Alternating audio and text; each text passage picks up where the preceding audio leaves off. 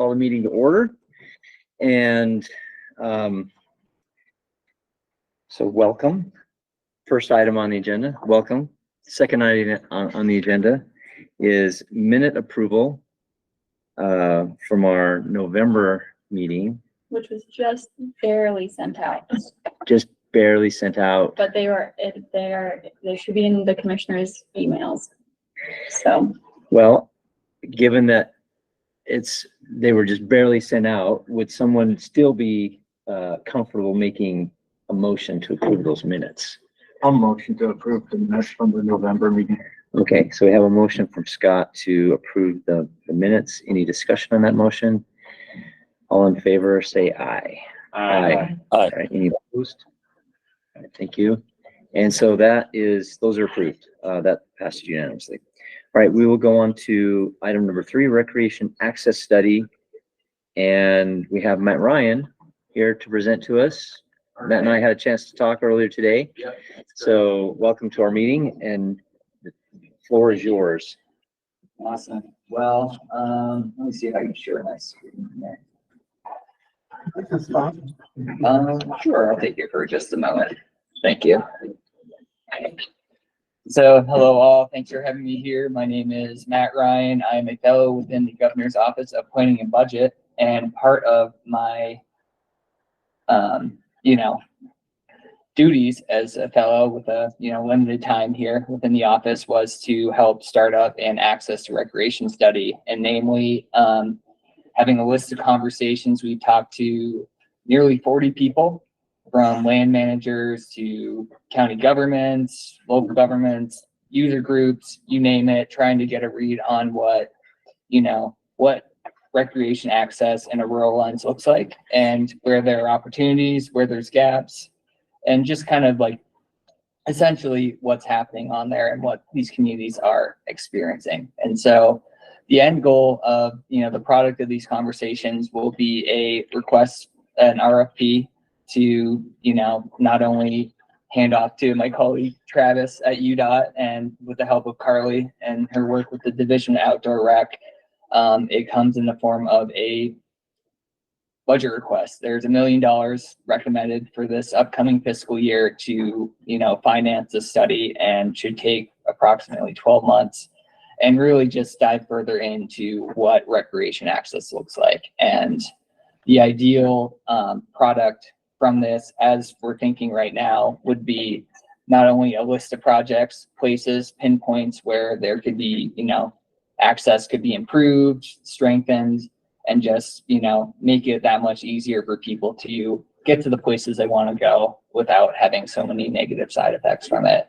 And also kind of building off of the Outdoor Adventure Commission and the strategic plan put on by the, Division of Outdoor Rec, having, maybe some possible new opportunities to collect data and better understand where people are going and what they're doing, and how we can accommodate that growth and plan ahead, so that, a lot of our local rural areas don't get inundated or stretched to the max.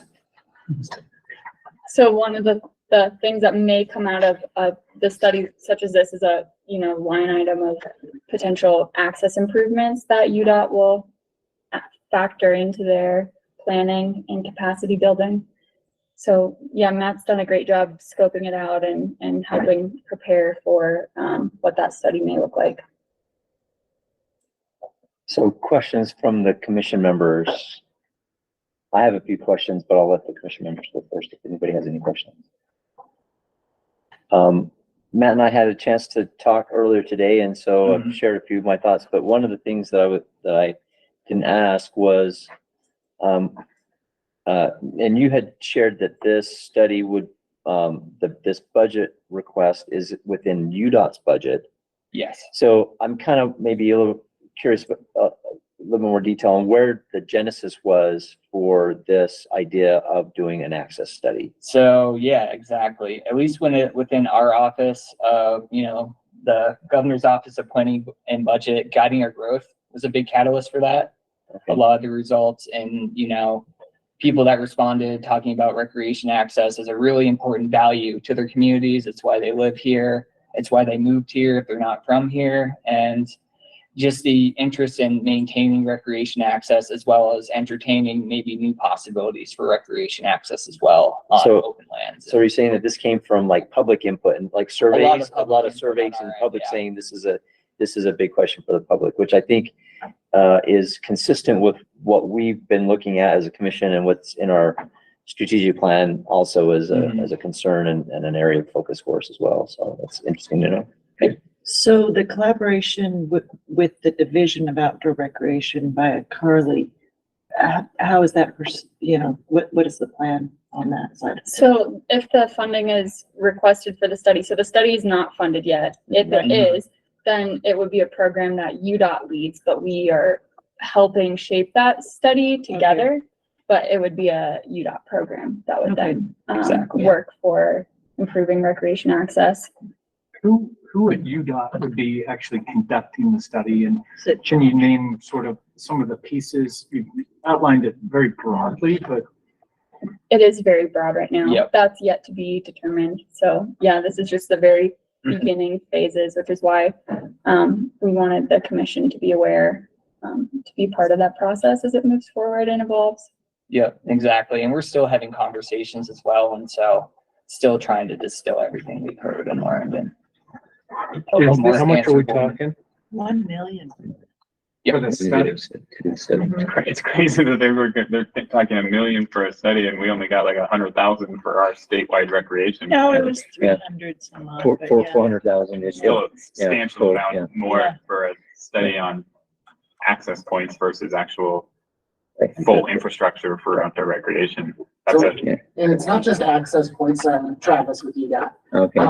It's not just access points, that's a big piece of it. In terms of, that's what UDOT's gonna care about in terms of UDOT builds access to things. But it's also a piece of, is part of the access, people don't know how to get to recreation or what to do once they get there, and what could we do with that piece? So it's a very broad study, and the governor's office is the one asking for that $1 million line. I don't know that that's what we get in the end, but Yeah. it's a lot bigger. The access is the piece that UDOT cares about, and UDOT would be managing it because we have that project management piece in our portfolio. But it's very much beyond just kind of what UDOT would do to improve access, if that makes sense. Do you have an idea of, I mean, with the $1 million, do you, from your perspective, is that enough money? Is it too much money to conduct a study like this? I think it depends on what we end up putting in the scope. Because if it is just kind of those access points, is that $1 million? No, but all that other stuff that we could expand into, that's where it becomes, let's look at recreation wholesale and figure out what all of those pieces look like. That is a much bigger study. And you said this would go out to bid through an RFP process? So it wouldn't be done by UDOT staff or the governor's staff or Division of Recreation? Or could it be done by a university? That's something I haven't entertained, but that's something not to rule out, but I can't say for certain right now. And so Matt's been conducting what we're calling a situation assessment, like he said, meeting with a lot of different stakeholders. Representative Stenquist met with him earlier today. So if you have thoughts on how to shape the study, I would recommend getting in touch with Matt or myself or Travis, and we can spitball ideas and how this direction from the governor's office dovetails into what we've already done as a commission. And as to not replicate or duplicate any work that's been done. I think that's an important important component. So It seems like there's a lot of overlap with what's going on with what this commission's been doing. And so that's something that we talked about earlier today. Right. Because it's, again, it's on the governor's budget, which is a wish list. And because it's in UDOT's budget, it will go to the Infrastructure and General Government Appropriations Committee, which I happen to sit on. So I'm sure that committee will have some discussions about it. And I think a lot of those committee members will want to hear my input on that too, since this is kind of my wheelhouse. So Right. I can give my input on that. I just have concerns. I would like to see a lot more what the outcome expectations are about this, as far as, yes, access points, but if it's also much more about general, information sharing and you know, education and information around resources for outdoor recreation. That's my concern. Like, if that's the main priority of it, why is this going to UDOT? It should be going to the Division of Outdoor Recreation. Right. If it's mostly about access points, parking lots, and roads, yeah, that falls under UDOT. If it's if the output is more about recreation, then yeah, it's not UDOT's responsibility. And if it's, you know, if the genesis is basically the public has given input that they're concerned about access. I know that's a big issue in the OHB community with roads and trails being closed, particularly. Maybe we should just focus on what we've already laid out in our plans to address some of those issues in our strategic plan and so forth. And you know, I think at the very least it dovetails, and at the very least it should complement and enhance the work that we're already in the middle of doing. Yeah. I think one of the big questions we've asked in all these conversations is how specifically with like each person's organization that we talked about is how can we fit communication better with what's already happening and fill gaps and things like that. So that's part of the analysis is like, hey, here's things that all of these agencies could do to work together to make the whole picture better. So I think that's where that kind of fits in. It's not necessarily taking pieces that should belong to DNR or outdoor rec or any of that. It's kind of how can we link all of this stuff together so that we are doing it together. Right. Exactly. All right. Well, thanks. Any other questions from the commission? No, thanks so much for coming and Thank you for your time. for the presentation. Appreciate it. Thanks. Okay, next item, outdoor recreation initiative project presentations. Patrick, you want to just kind of shepherd this part? Yeah, I'd love to. So I guess thanks everybody for joining. Thanks to our presenters. One thing that's going to be fun today is, you know, we're going to hear presentations, not just construction. You know, we have some pretty unique projects coming in this month, next month. And so we do get to kind of see just how effective this program can be in supporting some of the things that traditionally we can't here in the division to our grant programs. So I don't want to take a ton of time. I will say right now, you know, you all have your project prioritization sheet. You have kind of notes, but over the holiday, you know, leading up to that January meeting, I'm going to supply everybody with like a pretty detailed packet so they can review all of these projects that you're hearing and just have a lot of information ready. And then I encourage you, anybody, if you have any questions about any of the projects that we're going to hear from today, that we heard from last month, please reach out to me and I will track down any questions you have. And then once again, you know, I made this invitation last time, but if there's certain things you want to learn more about these projects as we are looking at prioritization sheets, you know, I think Vicki had a few good thoughts last time. Please let me know and we can incorporate all of that. This is a unique cycle of what this program will ultimately look like, but I really appreciate everybody's just attention and effort as we review this. But I want to save as much time as possible for our presenters. If we do have any, I think we'll have maybe one online today. We're going to have, I think the team from Zion Forever is coming up from Springdale, Kane County. They're coming up from Kane, so they'll be joining us in this room here shortly. We have Emily Friedman online as well. And then we've got Evan Glenn and we have Chad Brackelsburg. So thank you all. And I guess from this moment, I'll just turn it over to Evan. And I do have just kind of like the intended time on the agenda. I mean, I think we're just a touch behind, but that's going to be fine. But I will just ask, you know, because we have a lot to get through, that we try to be efficient with our questions and go from there. So without further ado, Evan. Thank you, Patrick. And on that note, I know we're kind of flying on an agenda shift right now, so let me know if you need me to speed it up or how we're doing. So hi everyone, it's great to see you all and be here, and thank you for the invitation for us to participate. My name is Evan Glenn. I work for the Bureau of Land Management here in Utah. I oversee the recreation program statewide, so I work here at the state office in Salt Lake City. Lucky enough to have my home office in Wellsville is actually where my duty station is. So I live up in Cache Valley, but represent the BLM statewide. And I also represent BLM nationally on mountain cycling issues. So again, I want to give a shout out. Thanks for the invitation. Over the past few years of being part of essentially an appendage, I feel like, of the Department of Outdoor Recreation at the state has just been so enlightening and watching what's going on. And I do have to give this shout out when people are like, wait, you're working with the state to present and maybe partner on dollars? Like Alaska's like, what are you doing? Oregon's, what are you doing? They're like, this is so exciting what the state of Utah is doing and what the commission is supporting. So thank you very much. I'm going to just jump right into it. This is a picture of one of the projects that you'll see later. This is the pathway along Highway 128 on the Colorado River in Moab. Just another great example of some historical work that's occurred through partnership efforts. Just a quick introduction about BLM and where we stand and why I'm here in front of you seeking your partnership and financial support. BLM Utah manages a lot of acres in the state. As you can see, we're at 22 million compared to the 8 million from the Forest Service and the 2 million. Kind of a striking comparison of our allocated funding that we receive at the federal level. We get 79 cents about this per visitor, where the Park Service gets over $5 per visitor.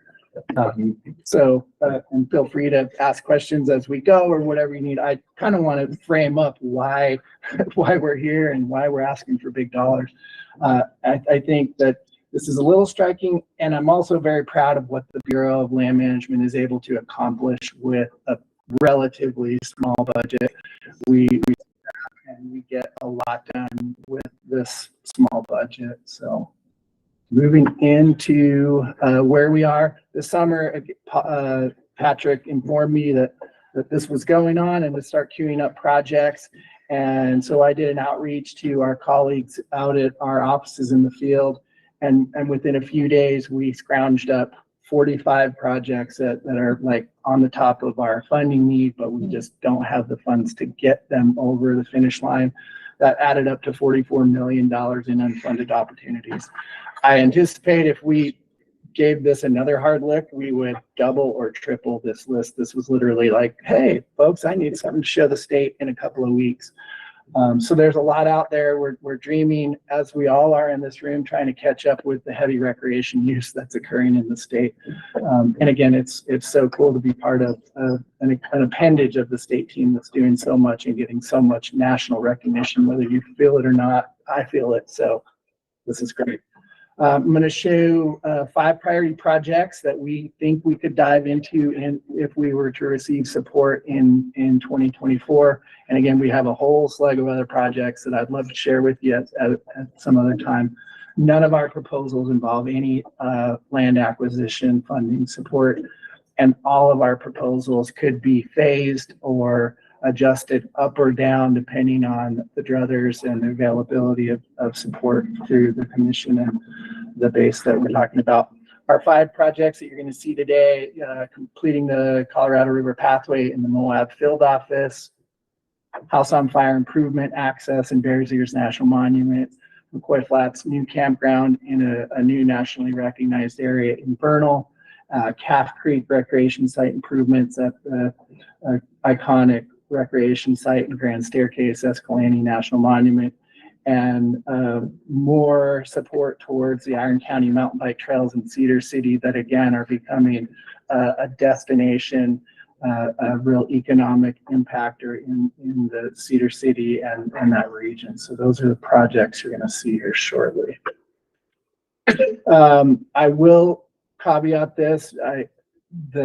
Patrick provided me a great sheet of information that I was supposed to share with you on every project, and it was a page long and lots of information, and I have about 5 minutes per project. So I can happily provide more information, but I really tried to get to the points that I think would be important for you all to hear, but sorry for it, that it is very abbreviated. So the first project is the riverway along the Colorado River outside of Moab. I hope some of you had the joy of experience parts of that. I have. It is a lovely scene that you can see. Parts of it are already in place from these pictures. A multimodal pathway that has a safety separation from the highway. Actually, what we're asking you to consider today is we've done 2.5 miles of the trail, but it's not complete. There's a part in the middle that's left incomplete. due to the complexity of the engineering and that it's going to be the most expensive part of the project. So what you see in the upper picture is folks, when they've left the part of the trail that we've completed, they've ridden the Porcupine Trail and they're back on the highway. And there's traffic issues and folks getting backed up, etc. So is that just from, and I've heard that many times, you know, because it is the endpoint and so many people riding whole enchilada and Porcupine Rim. Is it just from that campground and where you go underneath the tunnel where the trail ends, basically that campground to the bridge? Is that, or is it further than that? No, that's the part there. Is that the middle part? Missing in that Okay, section because that we're I talking haven't about. really gone further up the river. Is there more bike path further up the river? And so There's that's, okay, No. okay, so, okay. Yeah, I think even just that little section from the campground and the parking area to really where the trail ends right now, just extending the trail to that campground would be a huge benefit and a Absolutely. big safety. Yeah. How far is that? So the portion we're talking about today is final. It's about 0.6 miles. Yeah, Yeah, it's but not a hu- lot. It's a really busy highway and you're really like on the road. It's really unsafe. The road's already narrow. Thousands and thousands of One people. that showed the people riding on the shoulder of this much. It Yeah. illustrates it Yeah. very well. Yeah, That- so that upper below is picture there. what we have examples of above and below this section. And this picture here is what the current situation there. Again, we've already got 2.5 miles, 2.6 miles in place. We're trying to get this final 0.6 miles done and really connect these pieces. And not only does it connect those two pieces that Jeff was mentioning, but now there's a paved pathway all the way through Moab, all the way south of Moab, across the river up to the Bar M trails and connecting to Highway 313 that has a bike lane. And so this is actually connecting a lot of, even this just half a mile kind of ties a very important package of paved pathways together. The NEPA is complete and the design work is complete and we are working on funding opportunities. That's right where we are. We anticipate if we were to receive some funding, we could get the contracts obligated in 2024 and get things going in 2025. Why was this 0.6 miles never, like, why is the gap there? Do we know why? Yes, thank you. You queued up my next slide. Because I think a lot of people wonder like, why did they stop here? And why didn't they just go like 0.6 miles? Yeah, I've had that thought. Because this, and here it is, Pitt, because this half Money. mile is going to cost $5 million. It is, and it's the reason that it was left till last because it's the engineering needs. The road is squeezed on one side, the other side's a cliff, the other side of the road's a river. We're essentially a kind of a cantilever type construction with lots of rock work, some significant engineering components to make this a complete section. So that's why it was left. We've got the upper sections done, total overall about $15 million would be invested in this project by the time it's done. You included there that this could be a funding option through the Utah Trail Network. I think that would be a fantastic use for that money as well. Absolutely. really good point. We're working with UDOT right now. Josh is Josh is smiling. smiling on mine. Yeah. Josh. I was just texting Stephani to get a status update on this to see if it was brought up through the AOG meetings. And our partners at Grand County are they've pursued a few different grants through the federal highways that have been unsuccessful so far, but it's queued up with them as well. Okay. With the lack of time, I'm not going to hit every one of these. Your prioritization checklist that was shared with me, but the key parts of this one, it's ready. We're just need money so we can dive into the contracting work. It really does have an international scope with the visitation and the safety, and multimodal is so important too with the change in how people are moving around. These trails are open to e-bikes and e-equipment. So it's just a real nice opportunity for us to connect this great network in Moab together. Have you done a user count? I'm sure we have. I don't have that Okay. handy with me, Jeff. And again, we can tally up any of these questions. I'm happy to follow up with information as we go, but we surely have user information. I think it would be really interesting to get that count of how many bikes are going down there, because you've got shuttle companies dropping people off at the top and then people coming down. I think it would be a significant number of people that this would benefit. And then when I'm visiting Red Cliffs Lodge, I often like to run all the way down to Lions Park. Yeah. We feel like this project ties directly into all of the strategic plan components that were shared with us. And we feel like, it offers great option for Moab to do further promotion, with some of us might scratch our chins about, but it's a world-class place. It's getting lots of visitation.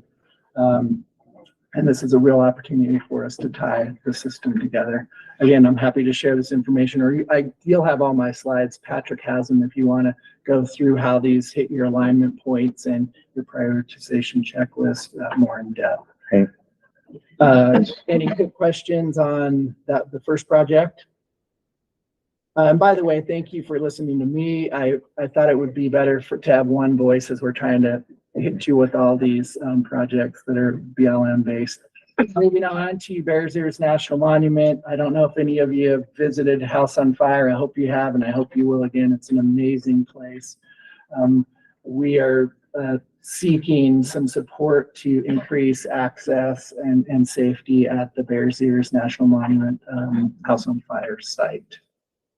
We had another site, by the way, that we were going to present to the commission, but where another partnership that we're navigating is our new and amazing partnership with the Bears Ears Commission. And why this project popped is we have already worked through that with the Bears Ears Commission and the local county. And so we had a project we felt was more shovel ready than what I had initially proposed. So project overview. This is a site in Bears Ears and in San Juan County. We've been working with the county on this issue. Currently, there is a very small parking for this iconic location, and most visitors park on the road.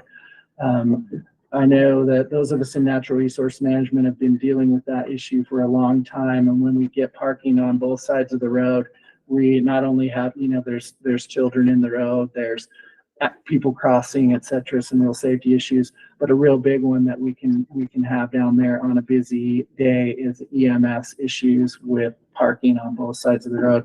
So we're trying to tackle that. Currently, the trailhead is in a wilderness study area. That's a designation that limits what we can do. So we would need to relocate that trailhead and rebuild it. I believe the current plan is for about 30 cars. And would include a new access route to the existing trail to get out to the House on Fire project. Again, the NEPA's expected to be complete. I was just talking with the field manager. They're planning on finalizing that NEPA within the next couple of weeks and are ready to begin construction in 2024 and completing either in 2024 or 25. Again, thanks to our partners in San Juan County and the Bears Ears Commission, and what we're seeking here is direct funding mechanisms.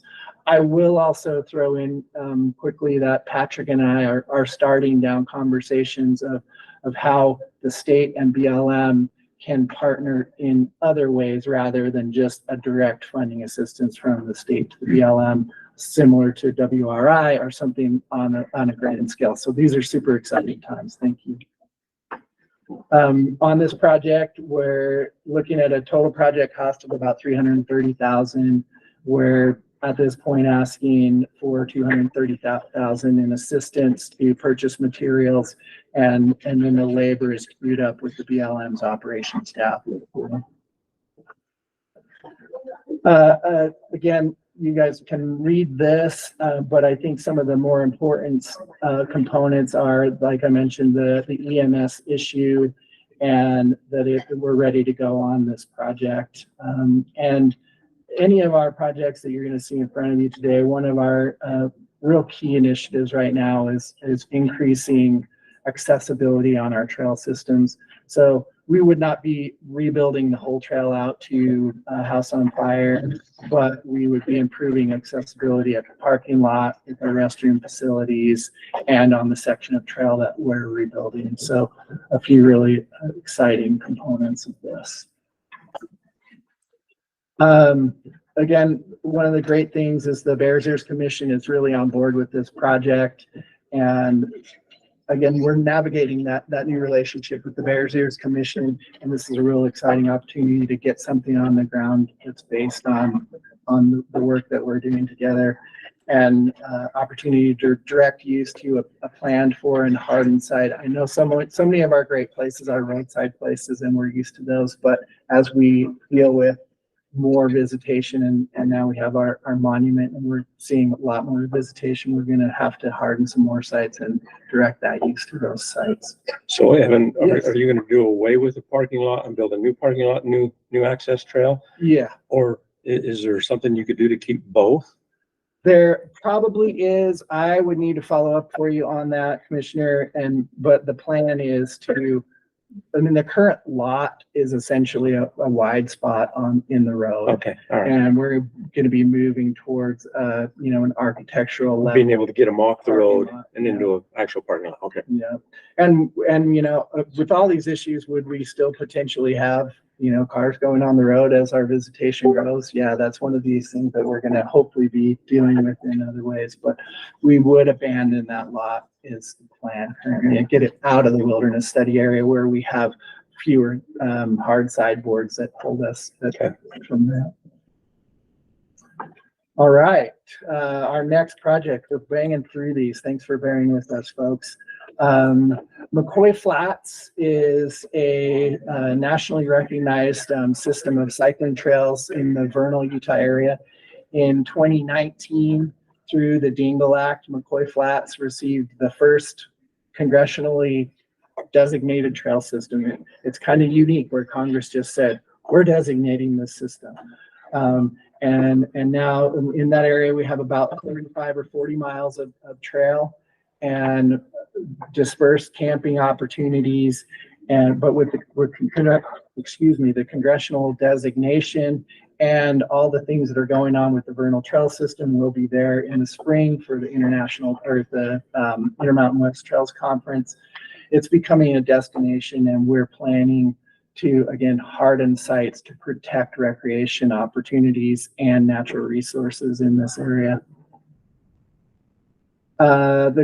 What we're looking for is to, again, develop one campground long-term. We're anticipating at least 2 campgrounds in the McCoy Flats area and addressing the new uses that are going on. It's really fun to be at a trailhead. I used to be a recreation planner in Vernal, and it was a local destination. And now we've put a new trailhead in and additional restroom facilities, and with the congressional designation, we're often seeing many states represented in the parking lot, people participating at McCoy Flats. And I hope some of you have an opportunity to join us in the spring at the Trails Conference out there. Pitt and I went and rode those trails. Great trailhead, great trails. Do you have an idea of usage?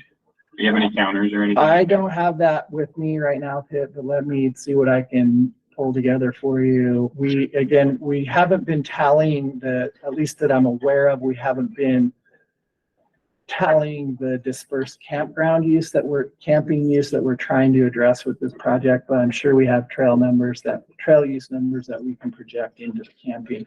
Right now, it's essentially like any new discovered destination that doesn't have hard planned for camping. People are kind of camping in the trees and in some existing camping areas. People camping at the trailhead. People are camping at the trailhead. And the trailhead, luckily, it's not a big problem right now, but giving folks an opportunity to go to a hardened site where we're close to a restroom, again, where we can offer accessible opportunities for people is a real important goal of ours for right now. The NEPA is underway, and they're planning to finalize that in January. Again, most of the labor would be anticipated to come from the BLM Ops crew, and they're queued up for that.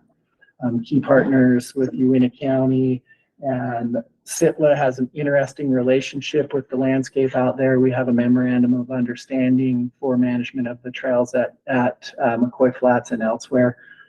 And I believe we are also moving towards a land exchange based on the Deanville Act to make a larger contiguous piece of BLM in this area. Again, state role, direct funding assistance.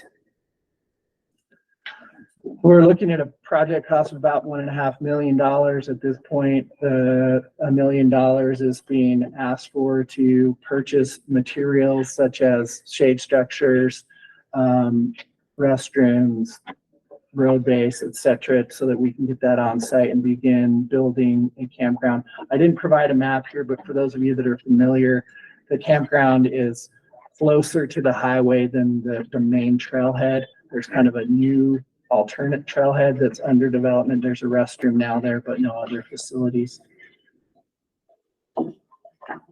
I think we hit your checklist. It's not a maintenance issue because it is a new facility, but we're ready to go. I think that the relationship with SITLA at our landscape at our site out there is really good.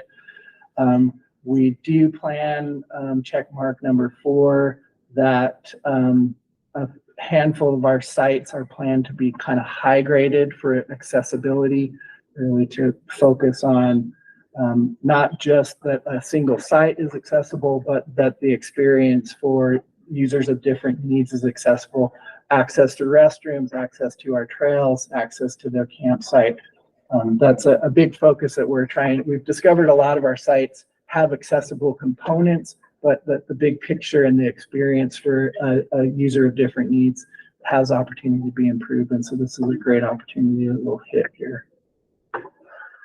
Again, we've been working with UAC County. UAC County has just really jumped on board with the trail system and trails throughout their region. And it's a great thing to have seen that really kind of come to maturity with the county. Again, moving folks to a hardened recreation site. While I love that dispersed experience, and I assume lots of you do as well, our landscapes can only sustain that for so long. And when we have places like McCoy Flats, where we are now through designation and promotion, inviting a lot more people, we're finding the landscape's going to need some help. We are not necessarily at an overcrowding situation in the McCoy Flats area, but a spreading out, and we need to figure out ways of getting that into hardened landscapes and protect the remaining landscapes. Again, the Vernal office has wonderful opportunities for dispersed recreation outside of this area. Any questions on McCoy Flats? Okay.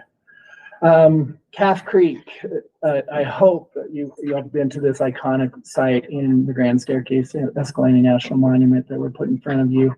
We are currently in a very big project to bring Calf Creek up to contemporary standards in a lot of ways. And one of our major issues, as shown in the slide in the upper left, is traffic flow and parking. And if any of you have been there, it's tight. It's just not really accommodating the current needs. And this situation you see where we've got a safety issue, road traffic using both lanes. I hope that we never find ourselves in an EMS situation when somebody's trying to navigate this kind of issue with a emergency vehicle. On the right side, it's straight off, and on the left side, it's straight up. Yeah, it sure is. And this is a UDOT road? This is Highway 12. Highway 12. Yeah. Which is, yeah. Second most beautiful highway in the world. It's the best highway in Utah. Yeah, it's fantastic, but it's under the jurisdiction of UDOT. It's UDOT. It is So- UDOT right away. Mhm. So the great points, Jeff. What we're proposing is traffic flow and improvements where you see kind of off to the right of this photo, where you're getting folks to more parking areas, to traffic flow that works better down in the recreation site. And one of the partners on this is UDOT, and working with the county. This is going to be one of those situations, as we're seeing so many of our our popular recreation sites, where we're going to have to do roadside management right here, because it's a serious issue and there's nowhere for folks to go. How many parking spots are there currently in the I don't know. in the rec area? I'm not sure. Kind of, I mean, probably what, no more than 20? Yeah, it's, Well, I was gonna say 25 to 30. Yeah, I would say 25 to 30. Okay. But here's an example on the upper left of what that parking looks like. Yeah, It's- yeah. It's not well planned for. The traffic flow issues are significant. You get in there and you're in, and it can be a stressful situation. So, I devoted a few more slides to this project because I wanted to help you understand what issues we're up against. We really are, this site was designed in the 1960s, has been functional for many years, but does need a deferred maintenance overhaul. We've got significant erosion issues, and as you can see here on the slide in the left, almost residential level construction. I use the same brick in my house or at my yard. And then in the lower right, again, you can kind of see some 1960s era recreation infrastructure. And I can't zoom in right now, but I'll point to it right here. You can see we've got duct tape on the corner of a structure that's too low and kind of unsafe. And we've had some people bop their head.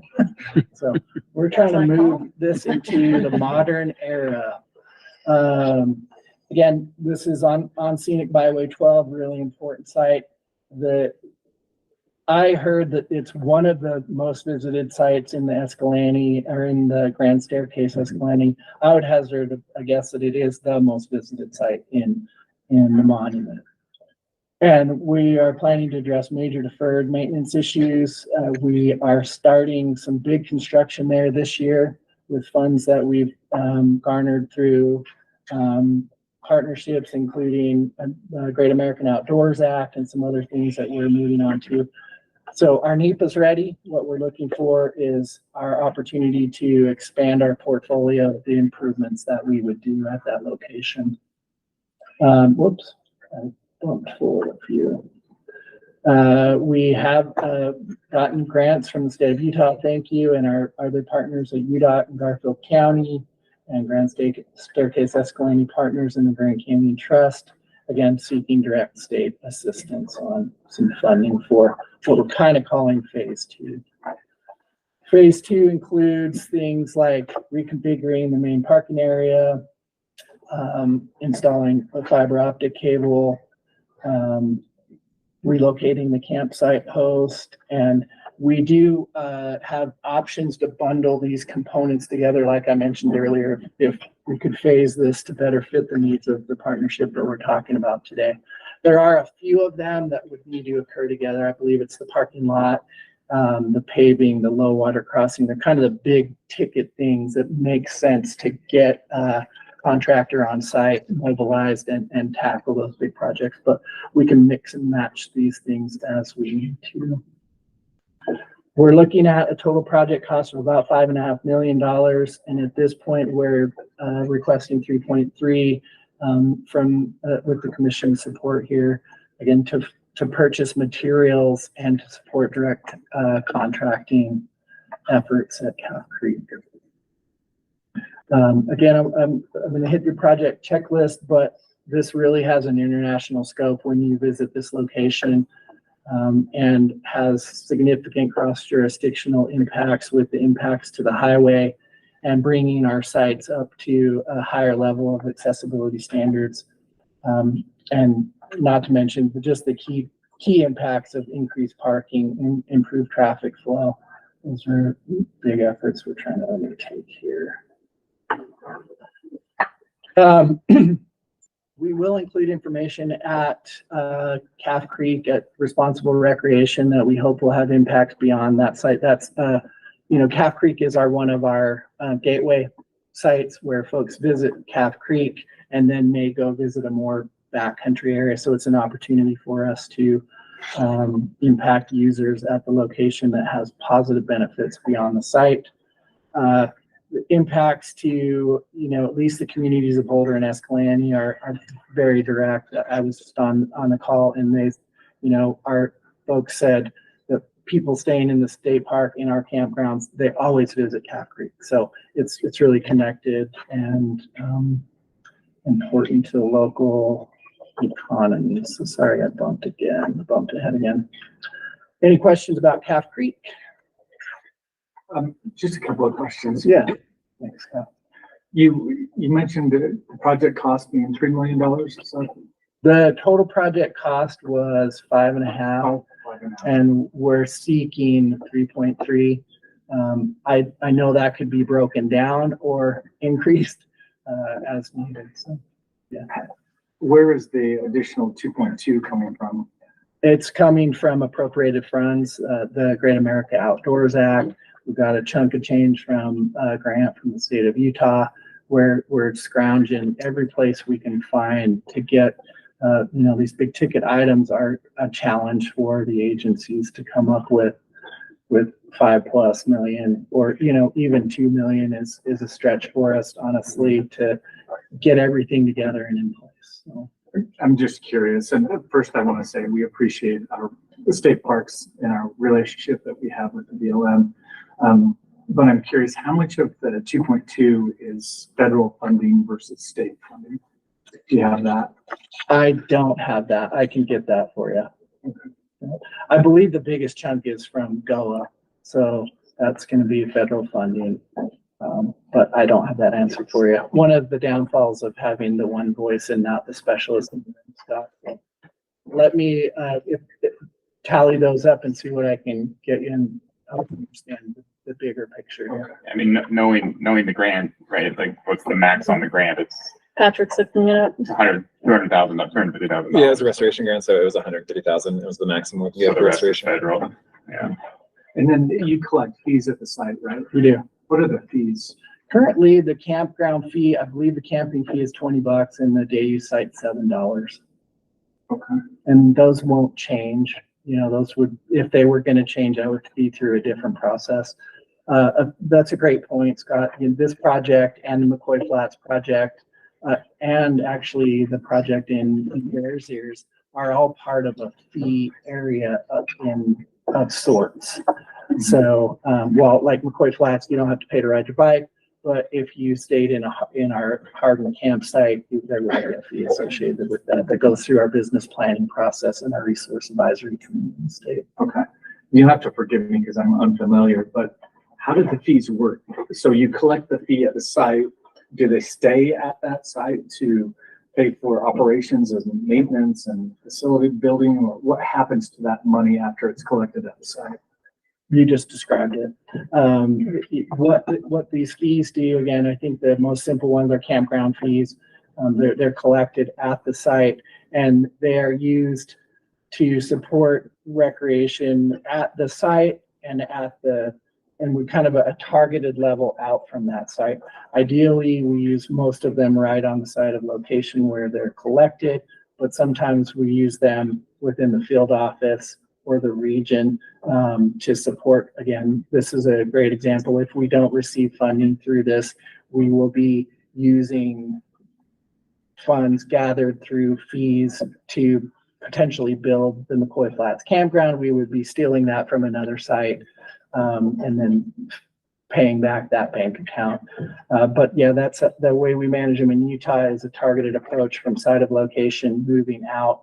Currently, we're not really using any of those funds at a statewide or national level, but we could if we needed to support growth of our fee program. And again, going back to those numbers at the beginning of the hour, that's the allocated funds that we get from Congress.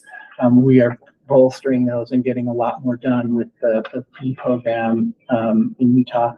Utah, by the way, has the most robust fee program and campground program and special recreation program of any state in the Bureau. Very successful, and we think it serves the public and the landscape really well. So, thanks. Sorry, I know I'm behind, but I'm not too far behind.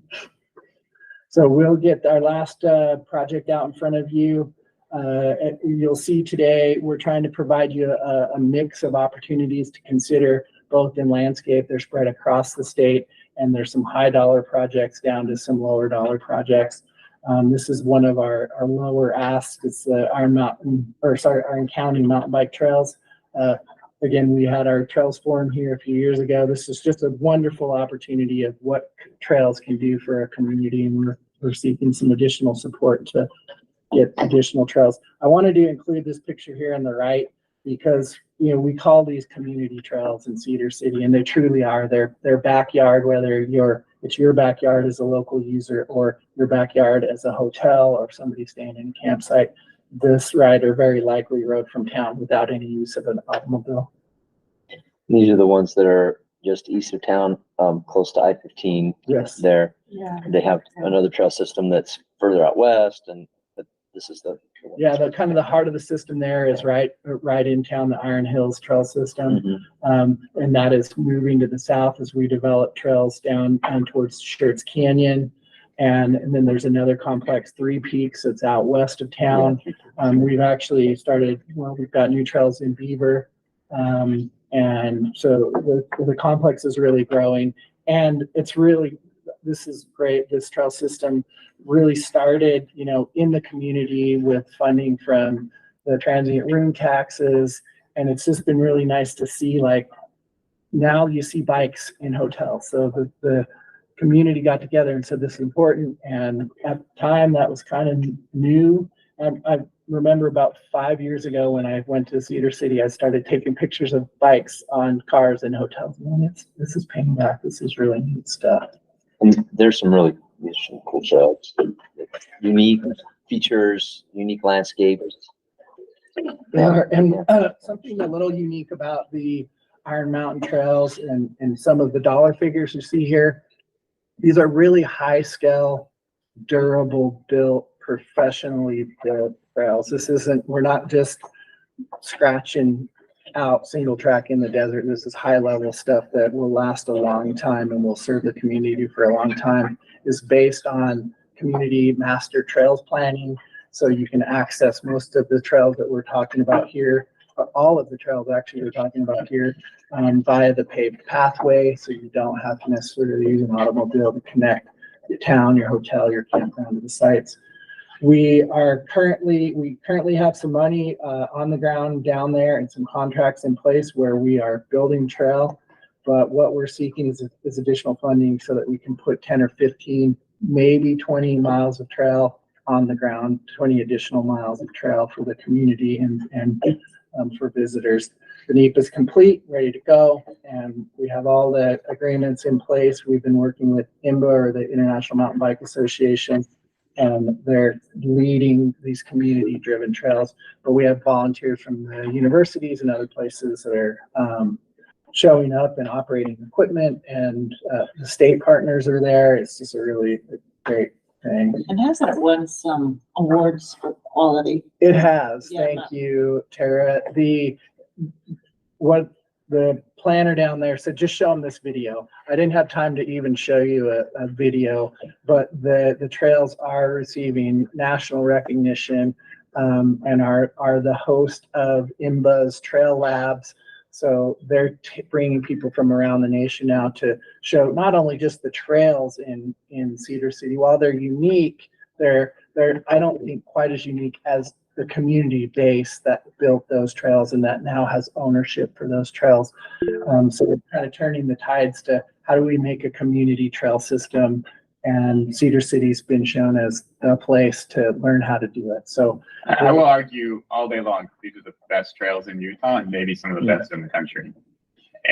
Like, I mean, I've had people reach out to me, professional mountain bikers, to get information to come visit these, to film, explore, to do events. Like, they really are world class.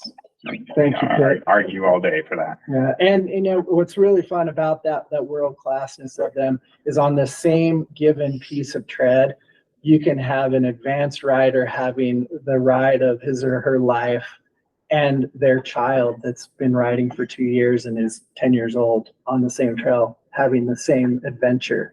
It's because you've got A and B lines. You've got A and B lines. It's just very well thought through, which you don't get, for $15,000 a mile. We're talking about $50,000 a mile tread in Cedar City, and it's expensive, but it pays back in the long run. So it looked like Jeff Hartley had a question too. Sorry. I was just going to ask you, if we know the proximity to the inland port site, to this trail system, and I only ask because the inland port's got a lot of infrastructure funds available. So the inland port site is a little bit west of town, and this is on the east side of town. So it's kind of on the other side of Cedar City from where the inland port site is. Gotcha. Jeff, it's probably only about 5 or 6 miles. Yeah. So again, the inland port's got infrastructure funds like no one else in the state, so it might be worth considering connecting to the west side if it's possible. I know there's some beautiful rugged country out on the west side. That's a great point. We'll look into that. So we're looking at, again, for these additional miles, $700,000, kind of shocking sometimes for trail miles, but we know they don't come cheap. Right now, we're looking for $500,000 in assistance through our request today. We have $270,000 on the ground ready to go that we can add this to and keep our trail crews out there working. And in the big picture, I got this number from our rec planner the other day. He said 1.5 million. I believe our number is significantly higher than that in what we've invested into the Cedar City system to get it where it is. I'm going to kind of blast through the project checklist. I do think one of the key components of this project are planning for overcrowding, and the component that I really love is that it is connected through a system that you don't need a car. So it reduces the need for additional parking, even though we're already kind of up against some limits with our parking, and it's shovel ready to go. And I may sound like I'm advocating really hard for this. Well, maybe I am, but the community behind it, that's all. I mean, you mentioned this, but community leaders, city council members, organizations, schools, tourism, economic development, like all of them have been, it's like it's like Christmas morning to them when you talk to them about it, right? They're so excited. You can see the impact of the community, which I think is really important to measure here, as opposed to just the impact to the infrastructure. Thank you, Pitt. And that's the point I'll really hit for the plan alignment is I think the health impacts to the community, not only the physical, but like the mental and health and community connections that this trail system has built. It's just really exciting to see that and to be able to support it. And I hope that y'all would consider supporting this project as well and furthering that with more miles of world-class trail that not only serves cyclists, but trail runners. It's a winter destination now, not for, I wouldn't say destination, but the locals are really using our trail system beyond just cycling. So I know I'm over time. If we have time for a couple questions, I don't know, but that's what I have. Thank you for your time today and bearing with me for the last 40 minutes or longer. Sorry. Well, it's the other presenters that you need to apologize to. I answered everybody else. That's right. But thank you so much. Thanks so much for that. All right. Next up, Utah Avalanche Center. Yeah. Okay.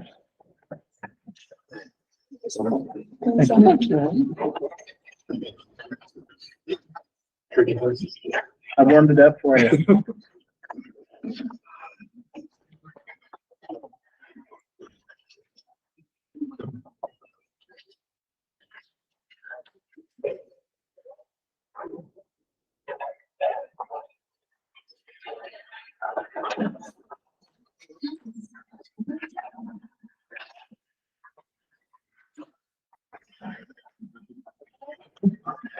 Thank you all for having us.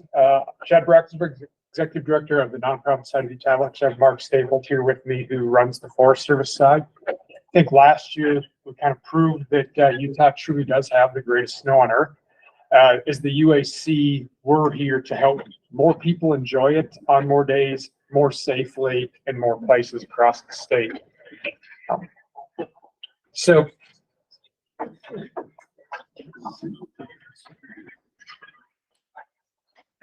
for a lot of us, the mountains of Utah provide the mental and physical enjoyment and health that we all need. In the summer, we're sort of limited to the traditional infrastructure, the trails that people build for us to recreate on. throughout the mountain ranges. But one of the unique and beautiful things of winter travel is we're not limited to those trails. So infrastructure and winter travel is slightly different. It's not about following one of the amazing trails. It's actually about creating your own virtual trail, being able to pioneer your own path and really find your own way. But to be able to do that, you need education. And so we exist to provide those education resources to all the users across the state who travel in the mountains in the winter. And that could be on skis, snowmobiles, fat bikes, snowshoes, hiking, almost anybody. Utah's population, as we all know, is growing quickly, as is backcountry recreation. And with that comes numerous questions that people have to try to figure out every time they want to go out and build that virtual trail and pioneer their own way. And it gets overwhelming. Anybody who's driven up the crowded cottonwoods on a busy powder Saturday knows that people are stressed out just getting to the mountains. And so by providing more education for people, we hope to improve that experience, disperse some of the use, decrease the impact on the crowded areas, but also benefit the rural areas that don't have those services now. So we look at areas like the Ochre Mountains, the Tushers, the eastern Uintas that currently they don't have avalanche forecasts. They don't have as much educational opportunities. If we can provide those opportunities, more people will travel to those locations. A motorized user thinks nothing of getting in their truck, driving 3 hours, riding a snowmobile for 5 hours, and driving 3 hours home in a day. So that puts somebody from Salt Lake or even Logan down to the Skyline area, somebody from Provo area down to the Tusher Mountains for a day of recreating. The UAC is a unique organization, so we're a great example of a successful private-public partnership. We have the Forest Service providing avalanche forecasting across the whole state of Utah. We have the nonprofit providing strategy, education, and awareness to make sure that people have all the combined education that they need to travel safely. We've been doing this for over 40 years across the state and have truly reached millions of people during that time. We're a global innovator for avalanche education and forecasting. In 1996, we actually created the first avalanche education video. Until about 2 weeks ago, it was only available on VHS and it's now digital, so we're all kind of excited. We need to actually watch it. But that became used across all of North America, and that was created right here. For the 2002 Olympics, we created the first set of icons used for avalanche forecasting. So we came up with Powder the Polar Bear, which for some reason I always want to call it Polar the Powder Bear, but Powder had 5 different iterations matching the danger levels. And then we created icons to indicate where and what the dangers of avalanches were. This was done realizing that there would be tens of thousands of people that were non-English speakers coming to Utah for the Olympics, and we needed a way to communicate to them what those dangers were when they headed into the mountains. As I said, these are the first icons used for avalanche forecasting in the world, and now every avalanche center worldwide uses icons to deliver avalanche information. So we continue to innovate and we continue to look at what do we need to do even in preparation for the next Olympics, but even to reach people as the population grows. Today, avalanche forecasting is a little more of an art than a science. It takes avalanche forecasters a lot of time every morning to pour through mountains of data. They're looking at weather stations, they're looking at weather models and forecasts, they're looking at field observations. We have a crowdsourced database of over 23,000 public observations. All of this takes about 75% of their time every morning to create a forecast. So by using machine learning, we can actually pre-process this data. We can save valuable time for them having to manually pour through data to actually have a report in front of them, giving them directions of what to look for and what things are unique that could impact what their forecast would be. This allows them to then focus on how do we communicate this to the message? How do we do this in more locations? So if we're not spending all this time manually processing data, we have the ability to look at information from more areas. We have the ability to use machine learning to get more data for other areas. So all of a sudden we can get information for people in the Ochres or the Tushers and these other ranges, really with the goal of how do we get people to be able to travel safely in these regions? So really, I like to look at that virtual trail or pioneering your path. That's the joy for a lot of backcountry travelers. It's just being able to go out there and have fun.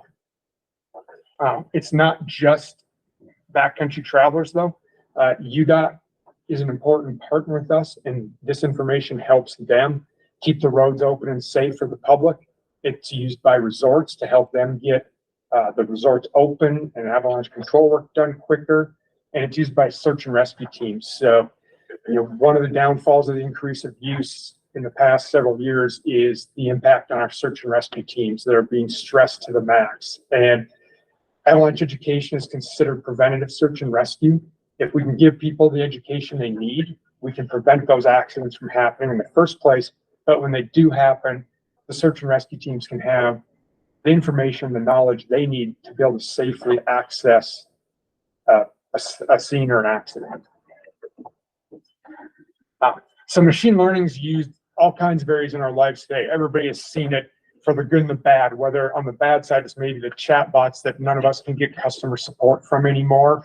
On the good side, Pitt and I were talking, and I didn't actually realize this, but All Trails is using machine learning and AI to come up with the trail reports that they have. So if you click on any of the trails in their database and you get the current conditions, that's all machine learning. The National Weather Service is using machine learning to create the snow forecast that a lot of us like to read every day, but also to predict severe weather like hurricanes and tornadoes. So it's part of our lives already. Avalanche Canada and the Avalanche Centers in Switzerland are already using it for avalanche forecasting. So there's models out there that are in use. And now it's time for us to really figure out how do we leverage this and implement this in Utah as well. Some of the advantages that we'll get from this is machine learning can help us get more detailed information on how much snow fell and where did the snow move to. So wind drifted snow is a big danger for backcountry travelers. For UDOT, it's one of the reasons that they struggle to keep roads open on big winters like last year. Ski resorts are greatly impacted by it as well. And so understanding how much snow fell, where it drifted to, is a huge advantage of machine learning for a lot of groups. It'll allow us to better understand for all these groups, where is the snow stable and where is it unstable by aspect. So is it north, south, east, or west, and by elevation within the mountains. But also then, instead of today, we have 8 forecast regions, it would actually allow us to create an avalanche forecast for across the entire state. So these are examples of what Switzerland is currently doing with machine learning to provide some of their benefits today. It would also allow us to create detailed avalanche danger maps. So you'd be able to actually see on a topo map what the danger is in various locations. Again, assisting not only a backcountry traveler who might be planning to go to a new location that they're not familiar with, but also, and probably more importantly, for the search and rescue teams, because one of the biggest dangers they have in the winter is scene safety. And can they actually get to an accident scene safely in the mountains? The biggest piece of the project is data. We need a lot of data and we need really high quality data. We've started that process already. So with a grant that we already got from the Division of Outdoor Rec, we've installed some new weather stations up in Logan. Outside of that grant, we're implementing new instruments on some field or on some weather stations. So really the first 2 phases is really about getting the data. It's about getting data from the weather stations. It's about getting data from the public. It's about getting more avalanche data to understand and correlate current avalanche and weather conditions to actual avalanches occurring. It's about getting data from the ski resorts and from Utah about what are they seeing in their control work and when they're out in the field every day. And then when it all comes together is phase 4, which we don't know the cost for yet, but that's where we really start what we call predictive analysis. So that's when we start using the machine learning to analyze all these different data sources and thousands of data points to actually help us understand what's happening in every given location throughout the mountains. We currently feel it's about $1 million project without the predictive analysis. We're asking, I guess in our request, we put in for about $750,000, with the rest of that coming from partners, the university, UDOT, National Weather Service, some of these other groups that we'll be working with. And then we will raise the rest ourselves to kind of match that part. We feel it aligns really closely with the project priorities. It is a significant scope in many ways, covers a big chunk of the state. It's a huge project. It would be one of the larger avalanche center projects undertaken, probably in the US at least. The benefit to local communities is as we can disperse traffic, a motorized user who travels to Fairview Canyon to ride for the day is going to buy fuel for their truck, for their sleds. They're going to stop and eat food. They might spend the night. What we have seen just in our avalanche education is last year in Moab, 75% of the attendees of our avalanche classes were from Salt Lake area. So they're traveling to Moab. They're staying in a hotel for at least 2 nights. They're eating in restaurants. This year we have a class in Logan that's sold out. 75% of the attendees are from Salt Lake for that one as well. So people are traveling to these communities as we can disperse this traffic across. As far as underserved, we get a lot of calls at the Avalanche Center from church groups, scout groups, other youth organizations of, we're planning a snowshoe or a hike for part of our organization. Where do we go? Where is it safe? So we hope to be able to put more information into the hands of those groups to be able to make those decisions. One of the things we loved is that the project priorities talked about being shovel ready. And while I'm sure that that was really meant to be, let's start digging in the dirt, from a winter recreationalist perspective, shovel ready means, do you have the skills to be safe in the backcountry, really, so you don't have to pull out your shovel? Because if you have to pull out your shovel in an emergency, it meant that a mistake was already made and that you probably didn't have the right knowledge to prevent that. So we kind of like the way that that played into what we're trying to do. It is a huge collaboration for this to be successful. We're already working with Avalanche Canada, SLF, National Weather Service, University of Utah, and UDOT on some of this data gathering and information. There's an amazing network of people interested and excited to be involved and help make this happen. There's a lot of mechanical engineering research being done at the university that ties right into this. And so they're a huge partner to make the machine learning algorithms work for this. UDOT has a lot of sensors and weather stations along with the National Weather Service that we will leverage for this. And Avalanche Canada and SLF, which is the Swiss Avalanche Service, they're the ones already a couple of years down the road of this. And the groups are all coming together to collaborate to figure out how do we make this work, in essence, globally, but then for us, assisting us to make it work locally. I mentioned preventative search and rescue. It is a big thing. I think everybody probably in the room knows the stress that our search and rescue teams are under. And the preventative SAR is a big thing. If we can prevent 1 or 2 accidents, when we go down to Sanpete County for a beacon clinic, their search and rescue team every year helps us put that on. And the head of their search and rescue team down there says that, if they dedicate 4 of their team members for a half a day, it's a 16-hour investment, and it saves them 10 times that of effort if they get 1 call out prevented. So it has a direct, huge impact on these search and rescue teams. And that's really about making sure that people have the tools they need to make good decisions. Education is everything that we're about. So whether it's an avalanche forecast that you read to learn about the conditions of the day, whether it's an on-snow class you take, whether it's one of the Know Before You Go presentations that we do to an 8th grade class across the state, that's a huge piece for us. And the more education we can get, the more we can get people dispersed out. So outside of traditional avalanche education, a backcountry user, say in the Cottonwoods, has access to dozens of field reports, dozens of weather stations, guidebooks, route maps, pretty much everything they need to head out and follow a dot, and may or may not be safe, but find a place to go. If you want to recreate in the Tushers, you just don't have that access. There's limited weather information to know what's happened, how much snow is there, where is the snow safe or dangerous or unstable or stable. There's no guidebooks, there's no route maps. So by providing more information to those areas through things like snow drift and snow map, the danger ratings on a topo map, we're able to give people those tools to disperse out into unknown areas and kind of from that first slide, answer some of those questions of, where do I go and is it safe? And then the mental and physical benefit of people being able to enjoy the outdoors safely. Our number one goal is we want people to go out, have a great time, enjoy our mountains, but to come home safely to their families. Our number one, we really want our goal is to prevent avalanche accidents, not just fatalities, but all accidents. And so education is a big key to that. And with the hope of, whether it's skiing, snowboarding, snowmobiling, we want people to take advantage of what Utah's mountains have to offer in the winter, but to be able to do so safely.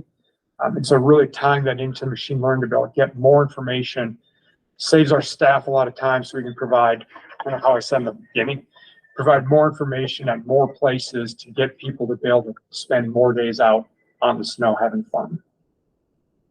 So I tried to keep this pretty short. Patrick told me I had a hard 10 minutes and I was afraid he might cut me off at that time. He also introduced this as we had some unique projects today, and I believe this is what he might have been referring to. This is the non-traditional infrastructure, but I actually came out of a tech world. So for me, this is infrastructure because that's what computers and data centers are. Good question. Jeff, you got a question? Yeah, I just have a brief comment and a brief question. A comment is that my firm represents Utah Sheriff's Association, and you can't overstate how important it is for backcountry education from the search and rescue perspective in our rural, remote counties. And so what the Utah Avalanche Center does in that regard is super important. And the question I have is, and Chad may know this, maybe Josh needs to answer this, but does anyone know what happened to the dollars that President Niederhauser secured for avalanche sheds in the Cottonwood Canyons, and if those dollars still reside at UDOT? Sorry, I turned on my camera and not my microphone. That wasn't very useful. So there was no money that was secured for avalanche sheds in Little Cottonwood. They remain unfunded at this point. I think there is some money that was allocated for basically transportation in the Little Cottonwoods, but I don't know that I think that's kind of so there's money there allocated for it, but it hasn't been put to a specific project. Is that accurate? It was put, SB2 specifically allocated $150 million to improved and increased bus service, mobility hub, tolling, and ski resort bus stops. So the specific line items were called out in SB2 last year. Okay, so those basically sound like the phase one, Little Cottonwood plan, phase one stuff. Yeah, okay. Exactly. So the sheds in for white pine shoots and Little Pine are currently unfunded. Thanks, Josh. Hey, I have a question. Chase was here. I've read stats recently that backcountry skiing is like the second fastest growing sport basically in America per capita, obviously. Mm-hmm. Really? The growth rate, right? Like it's like pickleball within backcountry skiing, which is really crazy. But I don't, curious numbers. I know registration for snow machines, snowmobiles has gone up, the last few years, potentially as well. But just to build the case, again, I'm going to sound like the cheerleader for every project here, but obviously I really support this because I'm a heavy backcountry user as well in the winter. But just to see literally the growth, and if you are at trailheads, whether you're a skier or a sledder or anything across the state, even the last 10 years, exponential need to help people spread out as much as possible. Yeah. And honestly, coming from a perspective, it is so easy to go where you're comfortable or where you have good information compared to explore a new place if you have zero data or zero information to help you with that. So the more information you get, the more comfortable and safer you feel to go explore a new area instead of being I know Little Cottonwood, I'm going to go up Little Cottonwood. Mm-hmm. also it's close to home for me, but I'd be more willing to go explore the Ochres, if I felt confident in the data and the information I had to do that. So just to emphasize like the need to like disperse people, sledders, skiers, whatever it is, like super high need on top of the support for like search and rescue and everything else. And I have a theory that, the increase in backcountry skiing is because, I mean, the resorts and resort skiing is becoming so expensive. But, once there's an initial investment in equipment, but then you can go out and ski you just go out and ski for a few hours and it doesn't necessarily cost you anything, but it's really the biggest barrier is the education and the safety factor for sure. Yeah. The combination of that and the combination of the fun. Like there's nothing that feels better than skiing or snowmobile when you're getting powder in the face. It's the best feeling in the world. The powder experience. It's about a 20 times growth since the year 2000 of backcountry use across, and that's based on some anecdotal things like you just drive to trailheads and you count cars versus what we used to have 20 years ago, but also by gear sales from data we get from SIA. Backcountry ski gear is the largest growing sector of gear sales. We look at it from our website visits. It's about 20x from our class participation. All those kind of line up to about a 20 times growth of use. Sleds, I can say that I think just in my 7 years with the UAC, it's gone from somewhere around 22,000, I think, to 26,000 sled registrations just in 6 or 7 years. So it's a pretty significant increase. And the equipment's getting better too. There's more equipment available and so forth. Which is lowering the barrier to access as well. Yeah, for sure. Yeah, just a little bit more on that too. So the total snow sports contribution to Utah's economy of the $8.1 billion is about 600 million. Snowmobiling is about 200 million of that. But the growth rate in snowmobiling is about 54% versus other, or the category overall is about 29%. Interesting. And snowmobile purchases so that you can haul people up to backcountry ski. How would you know about that? which is like a light bulb when it went up for me. Like, wow, this is the way to do it. That's living the dream. Yeah. Yeah, I just wanted to say that what makes it sort of possible to kind of put a positive spin on our really busy areas. We've had these advances in our understanding of avalanches, which have really come a long way in the last 20 years. These numerical models the Swiss have built, they're ready just to give them to us. And then obviously with AI technology, just this world of technology and scientists come together. But what makes us unique here and what's sort of the key for taking advantage of this technology is we have these data-rich areas like the cottonwoods. They're just full of instrumentation and people where we can refine these models and these things that will allow us to turn them on and give information to these rural areas, some of these mountain ranges that might have one snowtail site. So we can train the models, build these things where we're data rich, and it's kind of unique for us here in these other places in these rural areas. We can feel good about some of the information we provide there. We train the models.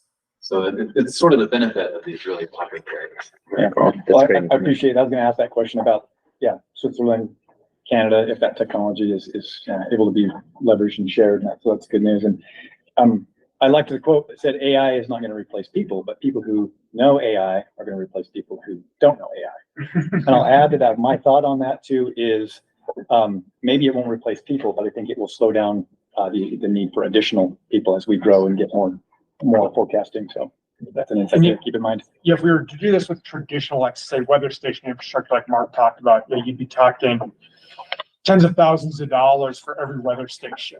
And then that would still be a spot, right? You would install 3 or 4 in a range, where with the machine learning AI, the training of weather stations, it's like putting a weather station in every drainage of every range of the state.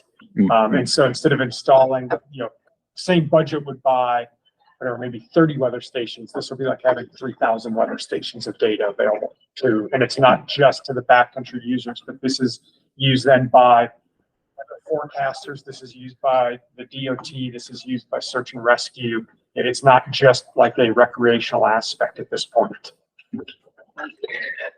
Well, great. Thank you so much. Thank you all. Thank you. All right. I need to pay. Yeah. Thanks so much, Sherry. Yeah, you bet. All right, Zion, And so now we have Emily Friedman up next. And yeah, when I did say we'll have a few unique ones, certainly that's awesome. Thank you, Chad. But we also, we'll have a few NEPA requests. I think Representative Santos and myself, as we've been talking to people, like support for NEPA has come up time and time again. We don't have a lot of state mechanisms with NEPA. And so that was one of the visions for this program as well, is to allow some NEPA assistance to come through this. So with that, Emily, I'll go ahead and let you introduce yourself and take it away.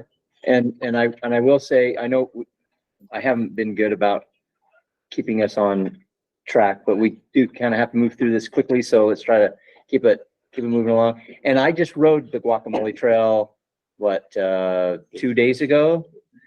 So I'm glad to hear it. Very fresh in my mind. Absolutely. Well, hello, everybody. My name is Emily Friedman. I'm the coordinator of the Zion Regional Collaborative. I wish I was there to join you all in person. I'm out in Vermont right now, so it would be a little bit of a commute to get there. So thank you for listening via Google Meet. I thought I would begin just with a brief background on the ZRC, as I know not everybody is familiar with it. The ZRC is an organization that was established in 2015. It's focused on informal planning, centered around Zion National Park, and really came into being as a response to increased visitation to the park. In just about a decade, visitation doubled to Zion National Park from around 2.5 million to nearly 5 million, actually capping out at 5 million in one of the most recent years. Our funding partners for the ZRC right now include the cities of Hurricane and Laverkin, the towns of Virgin, Rockville, and Springdale, all of the corridor communities along SR9, as well as Zion Forever Project and Iron and Washington counties. While those are our funding partners, we benefit from much more expansive membership at our workshops and depending on some of the projects that we're working on. So the Division of Outdoor Rec, the folks there have been integral to our success, as well as other nonprofits like the Nature Conservancy and PCA. So we're very grateful to be a collaborative group operating in the Southwest and very successfully now for nearly a decade. One of our more recent initiatives is a Trails Committee. This we established in 2022. I included the group's mission here, which is to use its resources and knowledge to support trails of all kinds and uses, ensuring the long-term viability of our region's extensive trail network. There was a recognition that we were building quite a few trails and had really started making connections, but we wanted to make sure that those trails also had support in terms of advocacy and maintenance and user education. As part of that, this spring, our committee brought out a nice big map and started marking it up with a list of over 24 projects that we thought would be useful for the region. Those spanned everything from pre-planning to construction, as I mentioned, user education, maintenance, access preservation, really just ran the gamut in terms of the projects that were generated by that group. This project that I'm presenting on today, which is Guacamole Mesa, NEPA, and trailhead infrastructure, was identified out of that expansive list as the priority. Here's a map of some of the projects that we generated out of that. So you can see, again, we've got a whole variety of locations, types of projects, and this one really floated to the top. So to get more specifically into Guacamole Mesa, this is a popular single track trail located on BLM property between the towns of Virgin and Rockville, just north of SR9. The Guacamole Mesa trails almost directly abut a wilderness area in Zion National Park. The network itself consists of about 5 trails totaling 8 miles, but you can combine, as you can see based on the map, those trails into a bunch of different loops of varying length. This trail network receives just over 20,000 annual visitors, according to recent trail counts. If you've been up there, you know it's not the easiest drive to make. You have to really know where it is. So given that, these numbers are pretty remarkable. The GEM trailhead, which is more well-established off of SR 59, receives under 20,000 a year. So again, Guacamole Mesa, one of the reasons it's a priority is because it is heavily, heavily trafficked. Now, kind of the catch to it all, these trails were constructed illegally a number of years ago. So in order to do any further work on Guacamole Mesa, so to shore up that trailhead, to provide user education, to put any funding towards that trailhead requires NEPA. And as Patrick mentioned, that's an ongoing need for our communities here, kind of the first hurdle that we need in order to address key concerns. So our proposal that we're bringing today to the commission is to initiate a retroactive NEPA process for the illegally constructed trail network. At the same time, we'd like to conduct NEPA for the trailhead itself to see if there's space and an opportunity to add in some trailhead infrastructure. Now with that, and pending NEPA, we'd like to add restrooms, an informational kiosk, and some signage to let folks know where they are, to let them know that they're adjacent to the national park boundary and the importance of visiting sustainably and responsibly. And connecting to that, we'd also like to go one step beyond NEPA and engage some of our local stakeholders in proactive discussions around the impact of enhancing that trailhead infrastructure. We've seen in other places, including the Sheep Bridge area around Zion, that when you add in features like bathrooms, like an established parking lot, you also introduce things like increased camping. So one of the goals of the ZRC is to proactively address some of those challenges to make sure that we have everything we need in place before we open up for more visitation. Again, an ongoing concern around Zion, which has such high visitor numbers. So to begin that conversation, I think would be valuable for our region. Here is our tentative timeline. It is definitely an auspicious timeline, but I'll provide a couple of clarifying points in here, I guess, to highlight some of the opportunities that are available to us. So within a month of funding, looking to issue that RFP for NEPA and simultaneously to submit an application to the BLM for right-of-way. One of the things that we're hoping will help us on this accelerated timeline is the ability to do some of these things simultaneously. So for example, finalizing NEPA at the same time as we start in on trailhead design. One of the other things we think will benefit us in this process is that we have a very strong collaboration already within our region. Our partners are all familiar with each other, have worked together in the past, so we're also hopeful that that will help as we move this project along. Community input and partners. This proposal is completely community driven.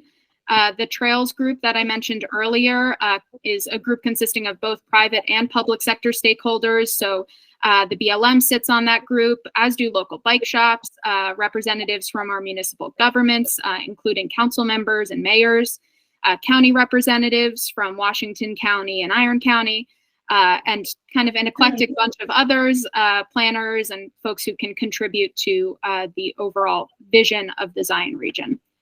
So we anticipate that continuing as we move forward. This project would be that this Trails group has taken on. So it also just symbolizes a great step forward as we hope to leverage this group towards more progress in our region. Beyond what we're hopeful for, NEPA itself necessitates community and stakeholder engagement.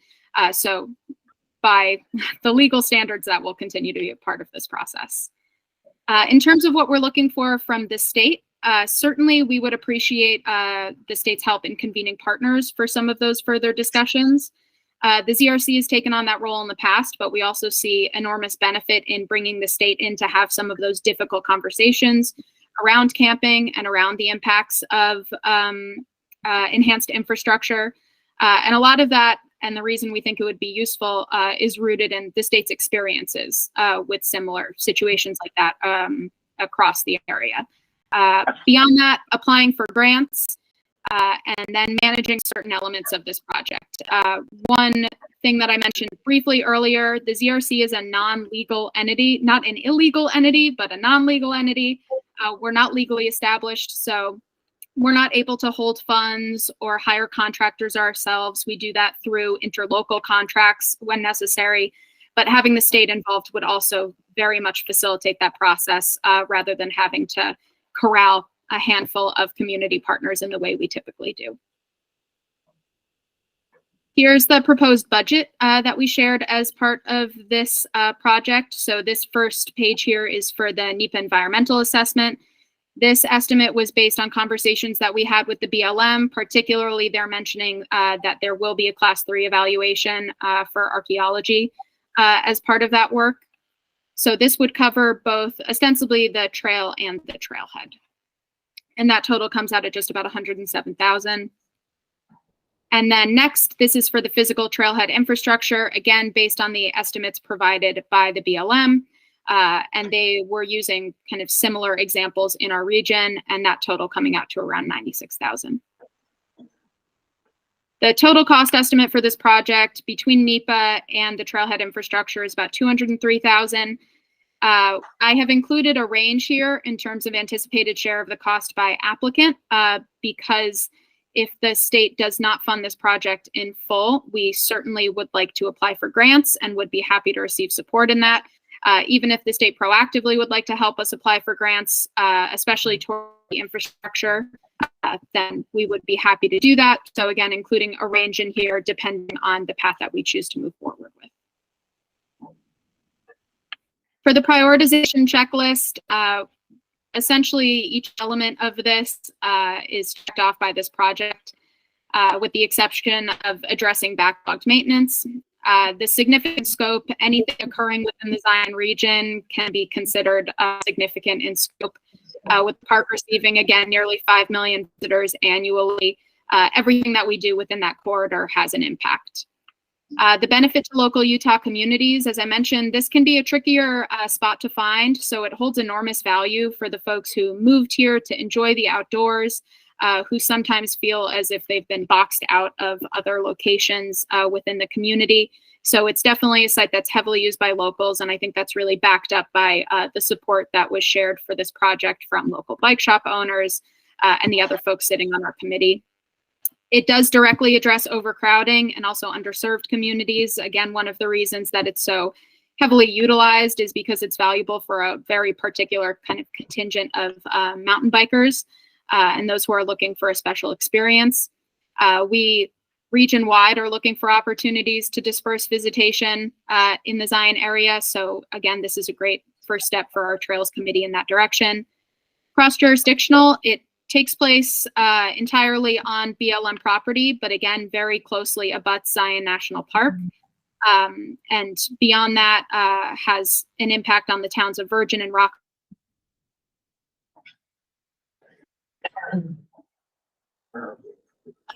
That the trails have already been constructed. So the good news is once NEPA is done, those can be put on maps, those can be promoted more actively and readily acknowledged.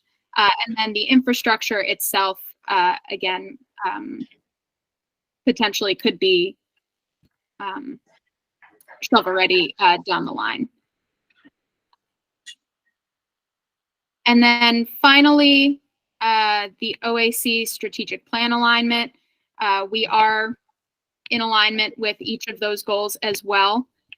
To build and support collaborative processes, that is at the core of this, its origin and certainly what it's moving forwards with. Increasing the economic and health benefits generated by outdoor rec. This is a very cherished site by a lot of folks, both residents and visitors alike. Improving awareness and education about safe and responsible recreation. One of the reasons that we're hoping to create some trailhead infrastructure is so that we can provide signage, so that we can provide support, so that people visit that area sustainably, especially as it's in a sensitive location. And then finally, increasing that access while protecting natural and scenic landscapes. There are few landscapes, I think you could argue, more beautiful, more scenic than that you can see from Guacamole Mesa. It's an absolutely stunning location, and we'd like to protect it for the foreseeable future. There are human waste issues up there.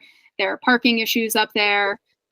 We want folks to be able to enjoy this site, but we also want folks to be able to enjoy this site moving into the future. And that requires us doing some action right now to protect it.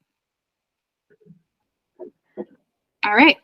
That is the end of my presentation, but I'm happy to field any questions. I won't necessarily have all the answers for you right now, but would be happy to try my best. Okay. Any questions from the commission? All right. I appreciate the presentation, and having just experienced That trail, again, I've ridden it several times over the last few years, but just having been there recently, I definitely see the need, and how it could be improved. It really is a fantastic trail, and is well known. You know, when you go on these trails, you run into people from all over the world, oftentimes. So thank you so much, Emily, for that presentation. We'll move on now to the next one with Zion National Park Forever Project. Hello, welcome.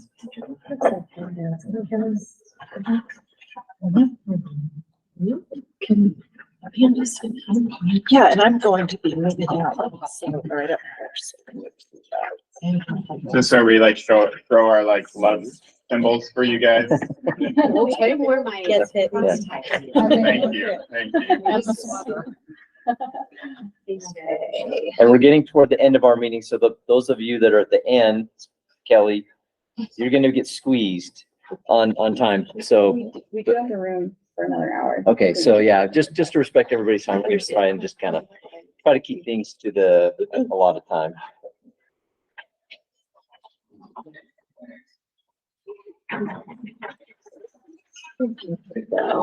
You need help? Allowing me to share screen. Here,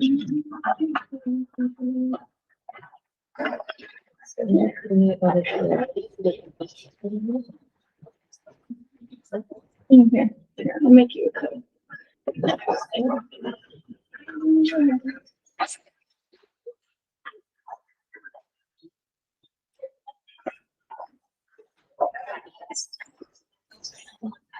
Let's see if that comes in.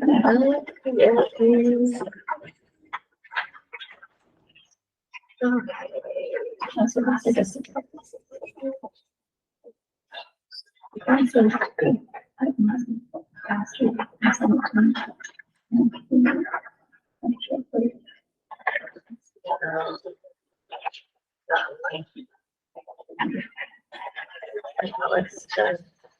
This meeting is following Murphy's Law. A little bit. We're not the only one. We're running a little late and technology now, but our technology has been pretty reliable. I do a jump drive. We brought up jump drive just in case we would run into. I can give you a jump drive really quick. If that's easier. Yeah. I've got about 4 minutes left. You got it. Oh, okay. I can do it. With technology, you've always got to come with like 4 versions, right? Yeah. You never know what to do with it.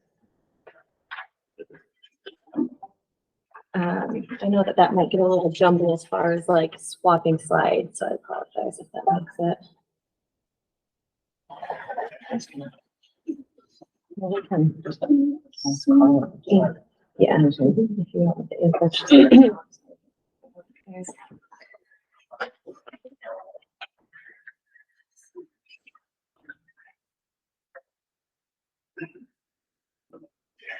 Okay.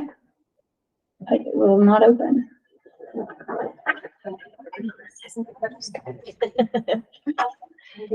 me see if I can open it in the afterwards.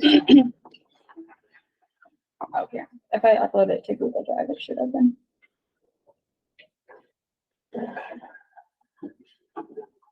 I'll do a nice call and see which one. See which let's one get it up was. first.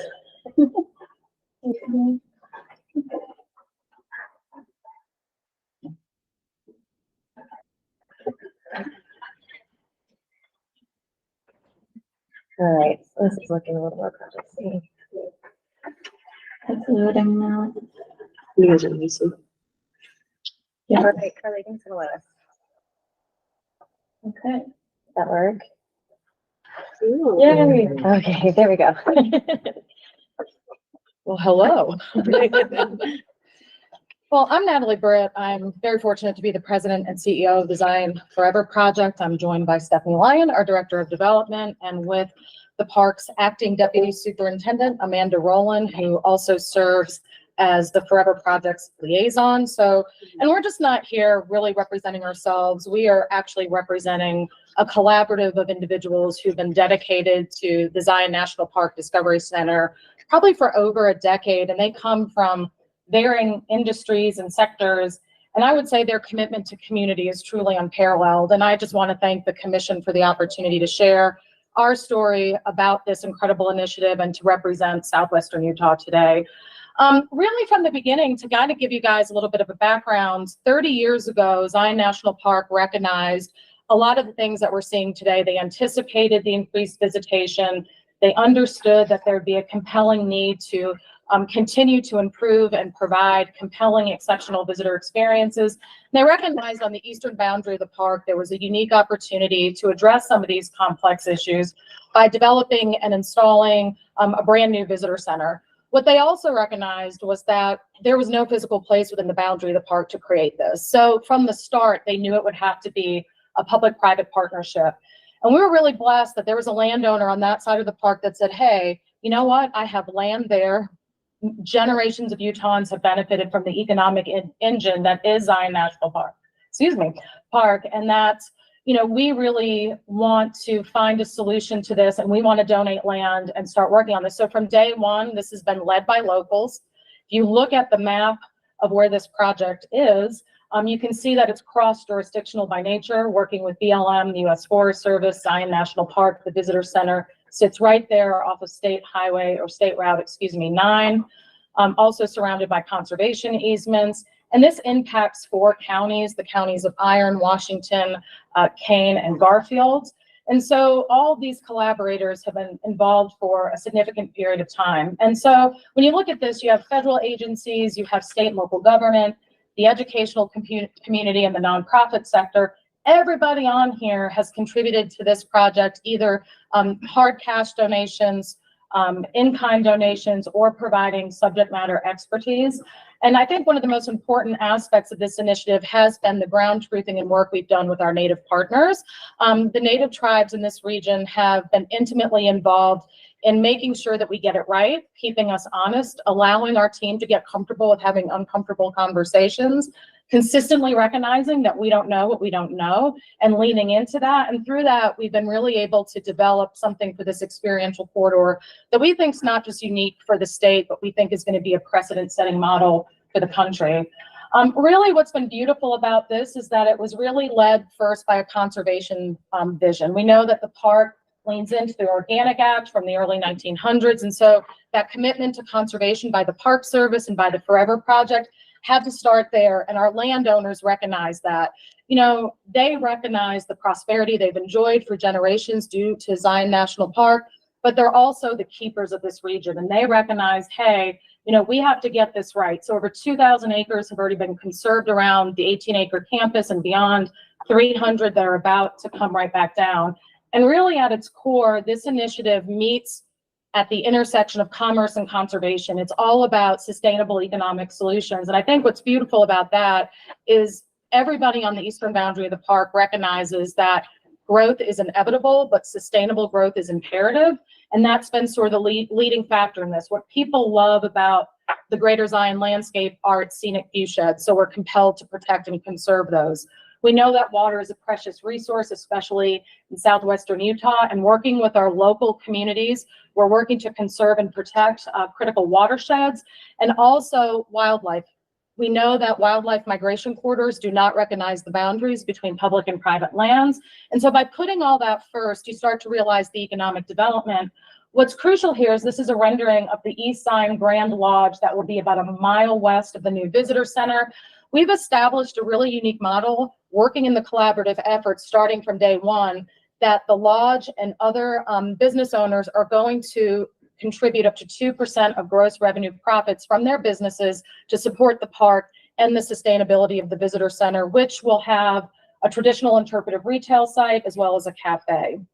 And so this has all been ground truth through the Chem C. Gardner Policy Institute that we know for a county of Kane, which has 8,000 residents, this is a impact of 450 new jobs annually, it's $36 million in increased GDP. So it's significant. And because of ground truthing in that space, we recognize that Utah said, hey, we really want to be a part of this precedent-setting project. We've received $18.5 million from the CIB that's gone directly to the local service district. That funding is actually to build the building. We spent years getting ready for this moment. It's also put in the initial renderings and design for the experiential corridor in which we're asking funding for. UDOT has already put in $10 million. They're going to expand outside of the park boundary, that traditional red pavement that makes you feel like, hey, I'm getting into design proper. And then, of course, we honor our great partners at UORG for the $850K that's already been invested in the trail system around this facility. At the core of this project is outdoor education. If you were to ask Superintendent Brady Baugh today, what do you want every visitor to the park to experience? He wants them to go away with some form of education. As you all know, with overcrowding and increased visitation, meeting that goal becomes exceedingly difficult. And nobody does education better than the National Park Service, the iconic Junior Ranger program, Dark Sky programming. We're going to be able to take this portfolio of programming and put it on the east side and have a greater impact. And I'm going to flex over to Amanda to talk a little bit more about that. So a couple of different things that we're taking on is we actually have a park ranger position that'll be dedicated to this side. I'm currently doing interviews to fulfill that commitment. Another component that we need to be thinking about is what can we actually do in the park as far as field trips? And unfortunately, there is a lot of limits to that, not only because of the landscape, but also because of the visitation and kind of where we want to take that school bus, right? So this side, the Discovery Center and the campus, not only will provide outdoor educational opportunities that are unique and very immersive because of our partnership with the east side and the larger campus, but also because of the playscapes. So when you think about an outdoor classroom on that site, informal education, formal education, we also have the benefit of potentially homeschool partnerships. So a lot of unique opportunities. And then the other big commitment on the bottom in that picture, we have our tribal partners. We also have university partners. So when you think about all the different stakeholders, there's a lot of opportunity for informal education that our tribal partners could potentially be leading. We also have discussed the benefit of education from Dark Sky and other teacher type of workshops. So when we think about professional development that can be provided, this literally would be that outdoor classroom for the university as well. So when we think of the benefits of that campus, it also takes a building and really transcends that experience to the outdoors and vice versa. I'm excited for like a night at the museum with Ranger Amanda. So anyway. To this point, one of the things when we think about overcrowding is dispersal. How do we move that condensed amount of visitation in the center of the canyon out? One of the things that visitors and locals have said to us is we'd like to have more mountain biking that feels like we're in the park. There is no mountain biking in the park. So part of this plan, actually working with private landowners, I'd say this is about as progressive as you can get, through their conservation easements are allowing for public access. So we have 35 miles of terrain. It will be a progressive mountain biking system. 20 plus of that is open. The rest will open the next few years. As far as equitable access, the beauty of this is it is outside the park boundaries. So guess what? Funding lapses and appropriations don't impact us. So we get to stay open regardless, serving the public. That means that field trip that you have planned for years doesn't get canceled if we have a lap in appropriations. Being outside the park also means you don't have to go through the fee gate, so it's completely free. We have talked to locals that have said we feel disengaged from the park. It's hard to get into, the lines are long. They can experience this in their backyard in a prolific way. As Amanda mentioned, we have to turn down field trips all the time in the park. They go to a distant learning. This model will allow us to more than double or triple the amount of field trips that Zion National Park can serve each year, and that's a really significant thing. Again, that free structure. By doing this, when you've entered in on the eastern boundary, you know that you go through a fee gate, and when you go through that fee gate, that fee ranger is trying to move you through quick because of the line. You don't get that one-on-one green and gray Amanda experience where you have that conversation. We also know that people can't really plan their trips. So with all love to all trails, which is great, we still know that human one-on-one experience is super important. And we want people to have that interaction with an NPS ranger to plan their trip, feel educated, and learn. And so we know that this will help to alleviate some of that. The project's already underway. UDOT is out on site construction. The site's being leveled and prepped to actually build the visitor center. This is where we are to date. Summer and falls when the first, 21, when the first easements, trails, and campus design occurred. Right now, we're in the master planning phase, assuming we get funding. We're working with the Stock Natural Playgrounds, which Amanda will talk about in the budget. But we are really looking at this facility being open and running by spring of 2025, between Q2 to Q4, depending on weather. And this is where the budget is right now. And Amanda will talk about how this budget was ground truth and how it came through with the current consultants that have been working on the project for quite some time. So a couple of things that we wanted to look at was we're truly building a process to a product, if that makes sense. So a lot of the estimates, when you look at the detailed budget, we have the opportunity to work with subject matter experts, not only within the Park Service, but local stakeholders, bringing in our tribal communities.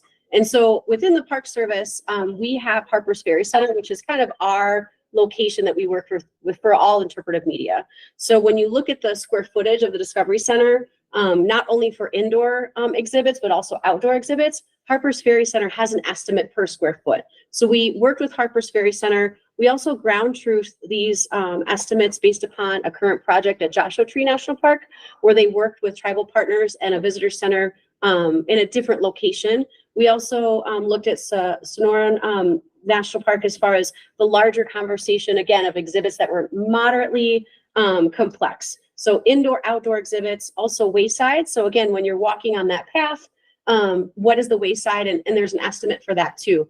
When you think about the estimates from planning, design into implementation. So we really try to be very inclusive in this space.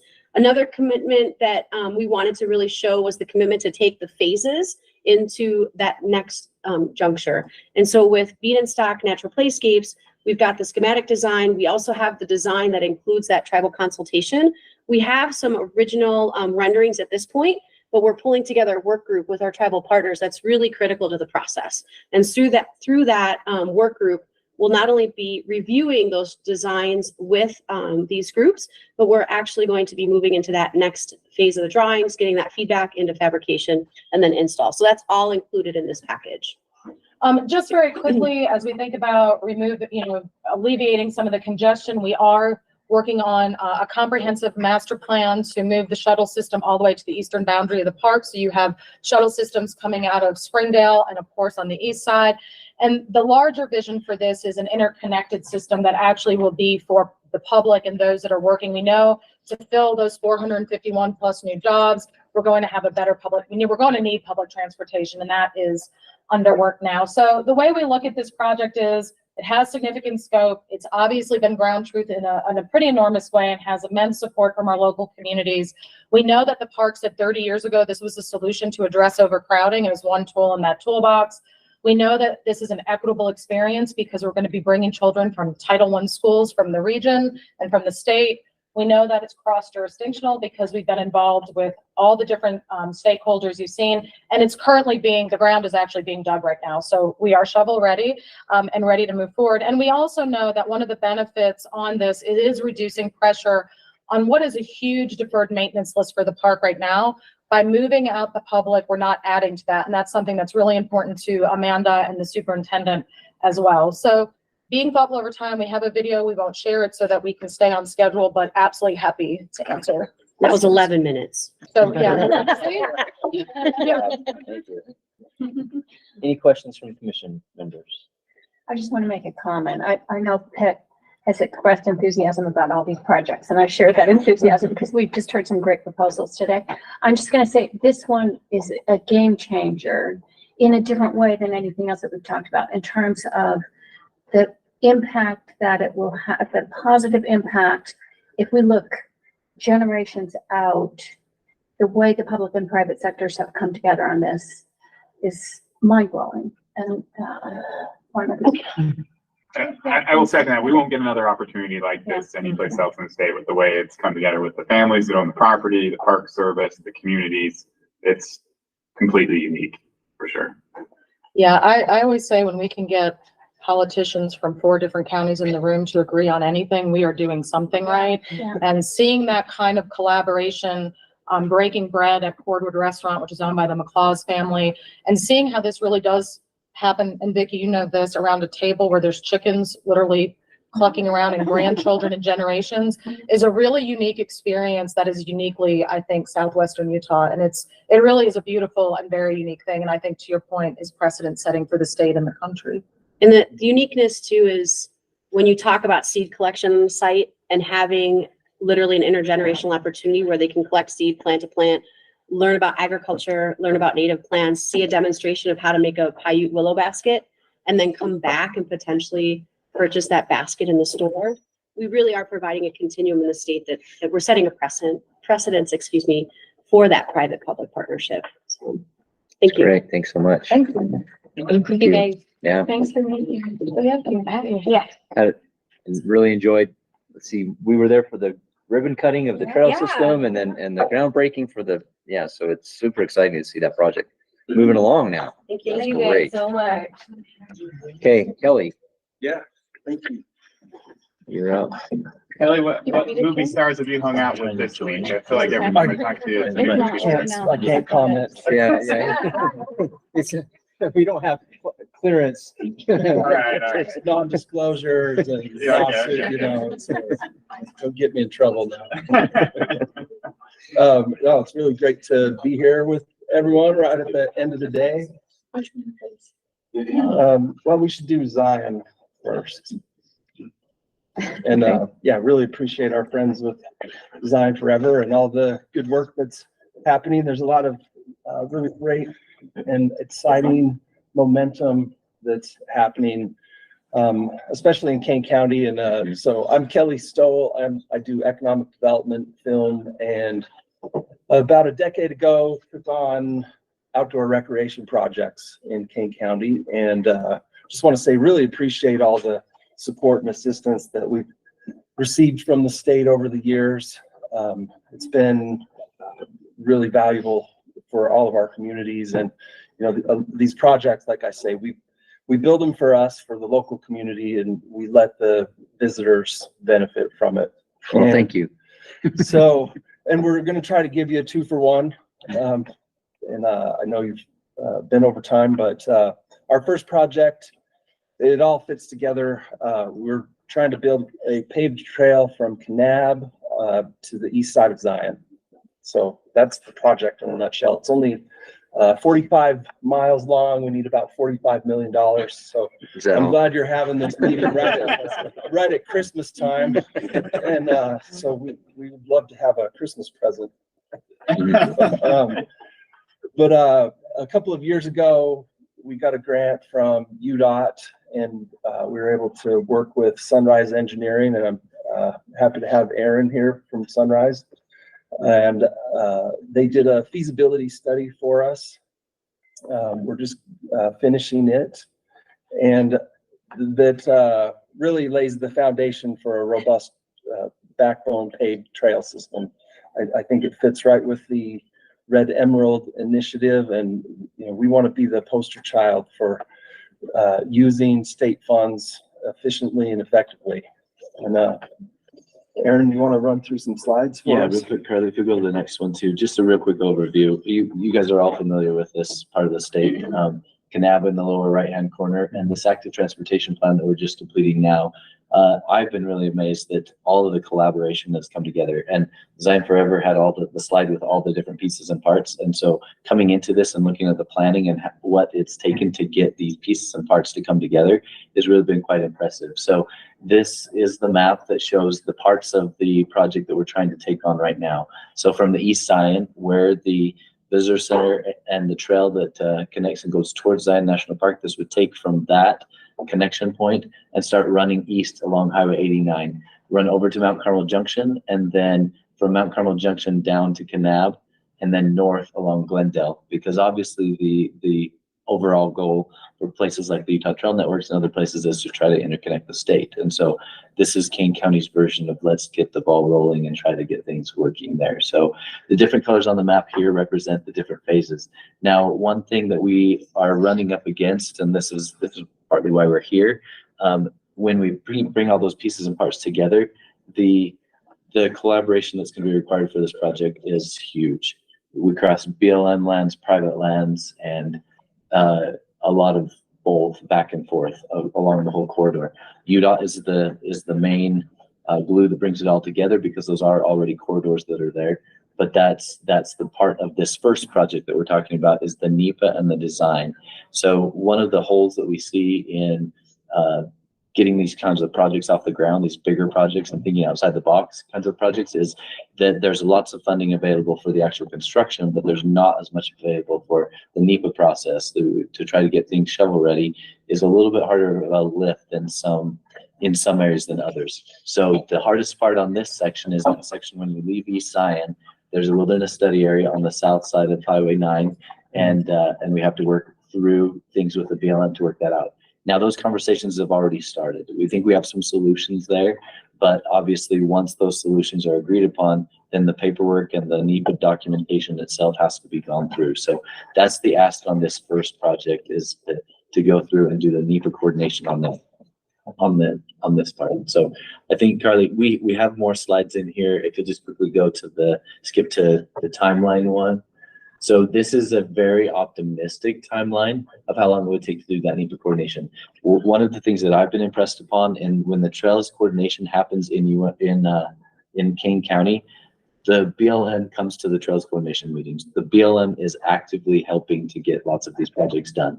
And so this is a very aggressive timeline to be able to have construction show up in 2026 for here, but realistic if the ball can continue to roll and the partners with the BLM and bringing in third-party NEPA that they're used to and trying to help things work that way. And then the design aspect of this is that those of you who know NEPA too, a lot of the NEPA process, you have to know what you're doing the NEPA process for. And so the design answers lots of questions that would be required in the NEPA process to go through. So if you'll go, Carly, then again down, I think there are a lot of challenge areas. If you'll just scroll down to slide 6. Oh, cost wise, it's a big heavy lift. I mean, there's 40, yeah, sorry, just to the cost. Right. Okay. It is a heavy lift as far as NEPA compliance goes. To go through the process with the BLM, to go through the process with UDOT is going to take a good chunk of design and NEPA money. Now we do recognize as well too, and we're still working on this part of it. UDOT is developing standards as they're working through the Utah Trails Network processes that could streamline this and make it easier than what we have shown here. So as far as can this be phased, or could there be just a smaller project here, that is very doable in this case, because we know that the biggest hurdle is that first section from East Zion over to Mount Carmel, but there are ways that we could break it up and start the ball rolling on the parts that would take longer to get it taken care of, so that we can just not waiting. Because the worst problem that we have in projects like this is that when you get to a point 5 years down the road and say, I wish I would have started this project 5 years ago so that we'd be able to start construction now, especially with all the energy that's happening in the East Zion area, the need for other infrastructure in the area and providing the active transportation routes is going to be upon us pretty quickly. So I think if you'll just go down 3 more, keep going down, 1, 2 more. And I just showed again that on the left-hand side, we show that this picks up right just where the trails that we connect into the East Zion Visitor Center are, and then head to the east going to Mount Carmel. And then the last one, 2 more down. So. And it's just an example. There's old highway alignments in some of these sections, but we still have to go through the NEPA process and the design process. So in some ways, there's some challenge areas. You can see that decisions have to be made, and there will be some road work and things that we just have to nail down in the design part and make sure the NEPA compliance is obtained for those. So I think that's it on the first one. So. I mean, Kane County we have a population of about 8,000 people, and so as Aaron mentioned, the planning side of this is really a challenge for us, and we've looked in every couch in the county trying to sweep change up, and so we would really appreciate your support with that. And then so we have broken the plan up into several different components and phases, and one of the priorities is Kanab to Best Friends. It's about 8 miles. Best Friends Animal Sanctuary is our largest employer in the county with about 450 people. They bring in about 40,000 visitors per year, if not more than that. It's a big deal to our economy, and having this connection would be a real asset for us. And I think it'll help us with economic development, tourism, and so you wanna. Garly, if you'll click on that link that's in the, right there. And then when that comes up, we'll just kind of show what that means. So this is the far end from East Zion. If you draw a line from East Zion, come to Mount Carmel Junction, and then go down to Kanab, and then right there in that top header, the Kanab to, scroll down right there, those ones. Kanab to Mount Carmel Junction, and then scroll down just a little, there's a map that's going to pop up right there. Okay, so here's, we bring up this map specifically to show the alignment. So that section from Kanab itself up to Best Friends. If you're familiar with where the Sand Caves and the Sand Cave Trailhead has been recently put in, that would be the section that we're specifically asking for at this point. And the reason why we've identified this section to start construction on is because it would be within the UDOT corridor, and UDOT started looking at those rights of ways already and nailed down. And so this could be pretty constructed either in this time next year is when groundbreaking could happen for this section of the project. So there's a lot of the sections, there's pictures, little teeny pictures on the right, or on the left, you can see that have, if you've driven that and are familiar with it, there's tight areas where it would be similar to north of Arches National Park entrance, where the trail kind of comes close to the road. There's sections where that's our best option to make things work. And so the design work on this, we have a active working 30% design at this point, and have been working back and forth with UDOT on it. And so this part is the next, could be constructed as soon as this time of next year. Another reason why this is such an important part, you can see all those pin points that are there. These are points of interest along that route that are tied specifically to where a lot of tourism takes place. A lot of people that stay in Kanab, these are the points of interest. And obviously, like if you've seen the new trailhead for the wind caves, for the sand caves, there's that parking lot had to be built just because the use is so high there. So the overcrowding in this area is starting to become an issue more. And then the other part of this same corridor as well too is it is multi-use. There's a lot of overlap between hiking and OHV use, and then the visitors to Best Friends. I think, Kelly, it was 40,000 visitors in what time frame? In a year, which is huge for a small little area like this. And so that's the second ask here in the cost section, and we can just quickly talk about it. Again, this is another part where part of it could be done or the whole thing all at once. We're showing that it's almost 9 million for those 8 miles that Kelly was talking about to go to the north entrance to Best Friends, but this could be broken out into pieces and parts. The first section as low as $2 million to get outside of Kanab and up to the Kanab Creek crossing. So to get to the wind caves is about 4.5 million, and that's what's shown on the application or the interest form that we turned in as well too. So again, this can be accordion depending on the availability of funds and made to work that way. So. Great. Any questions? Nope, I don't see any questions. So I think that's good. Thank you so much. Yeah. Thank you. It's great. Thank you for making the trip. Yeah. So we should all go south instead of making you guys all drive north. Right. Let's have an adventure.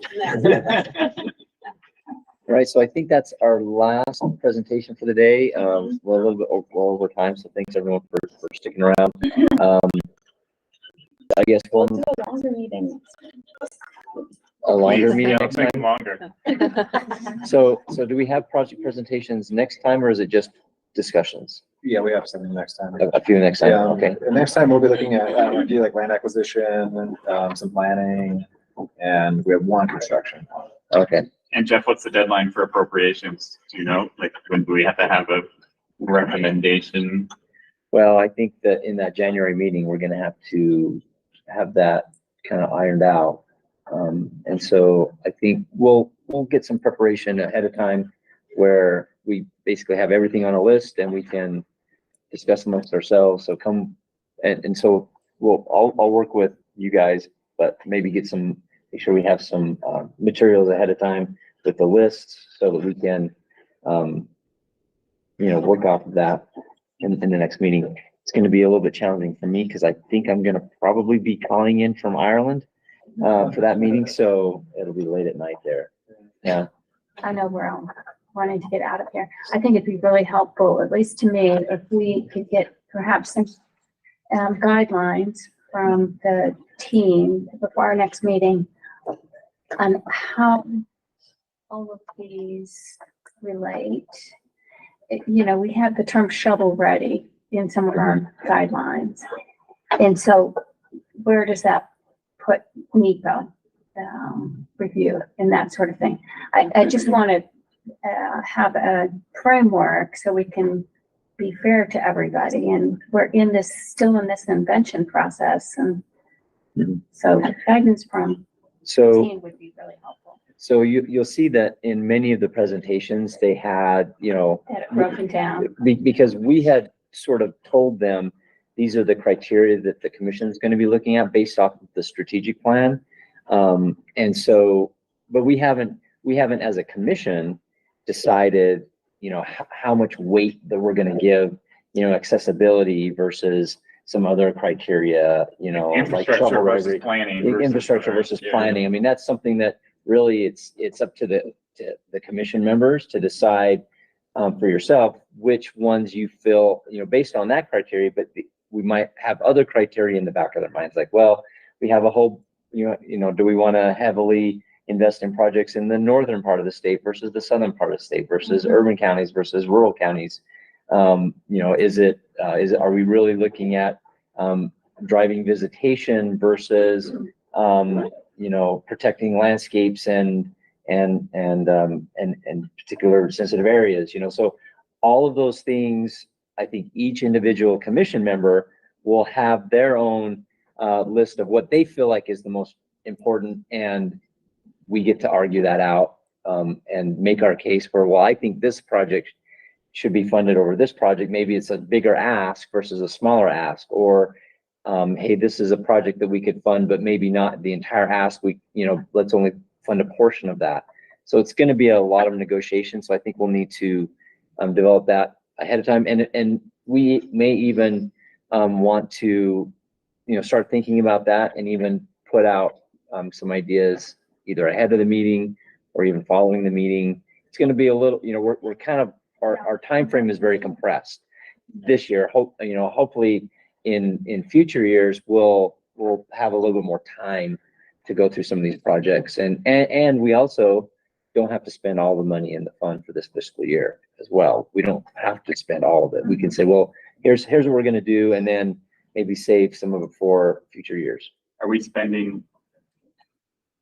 allocating the money from the last session or from the coming up session? Did we spend the 19 million from the last session? No. So really, we can recommend for the 2024 fiscal year and the 25 fiscal year. Yeah.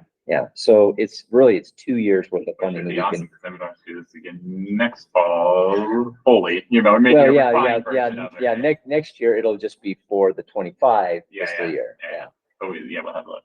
Okay. So sorry, it was 19 million. Oh, were you just asking? Well, yeah, I'm just trying to clarify because I thought we were going to allocate 19 million in January and then 19 million in July. But I'm understanding from you now that we could allocate the full 19 plus 19 in January. Yes, because so the fiscal year that we're currently in, we haven't allocated that money to projects for the current fiscal year.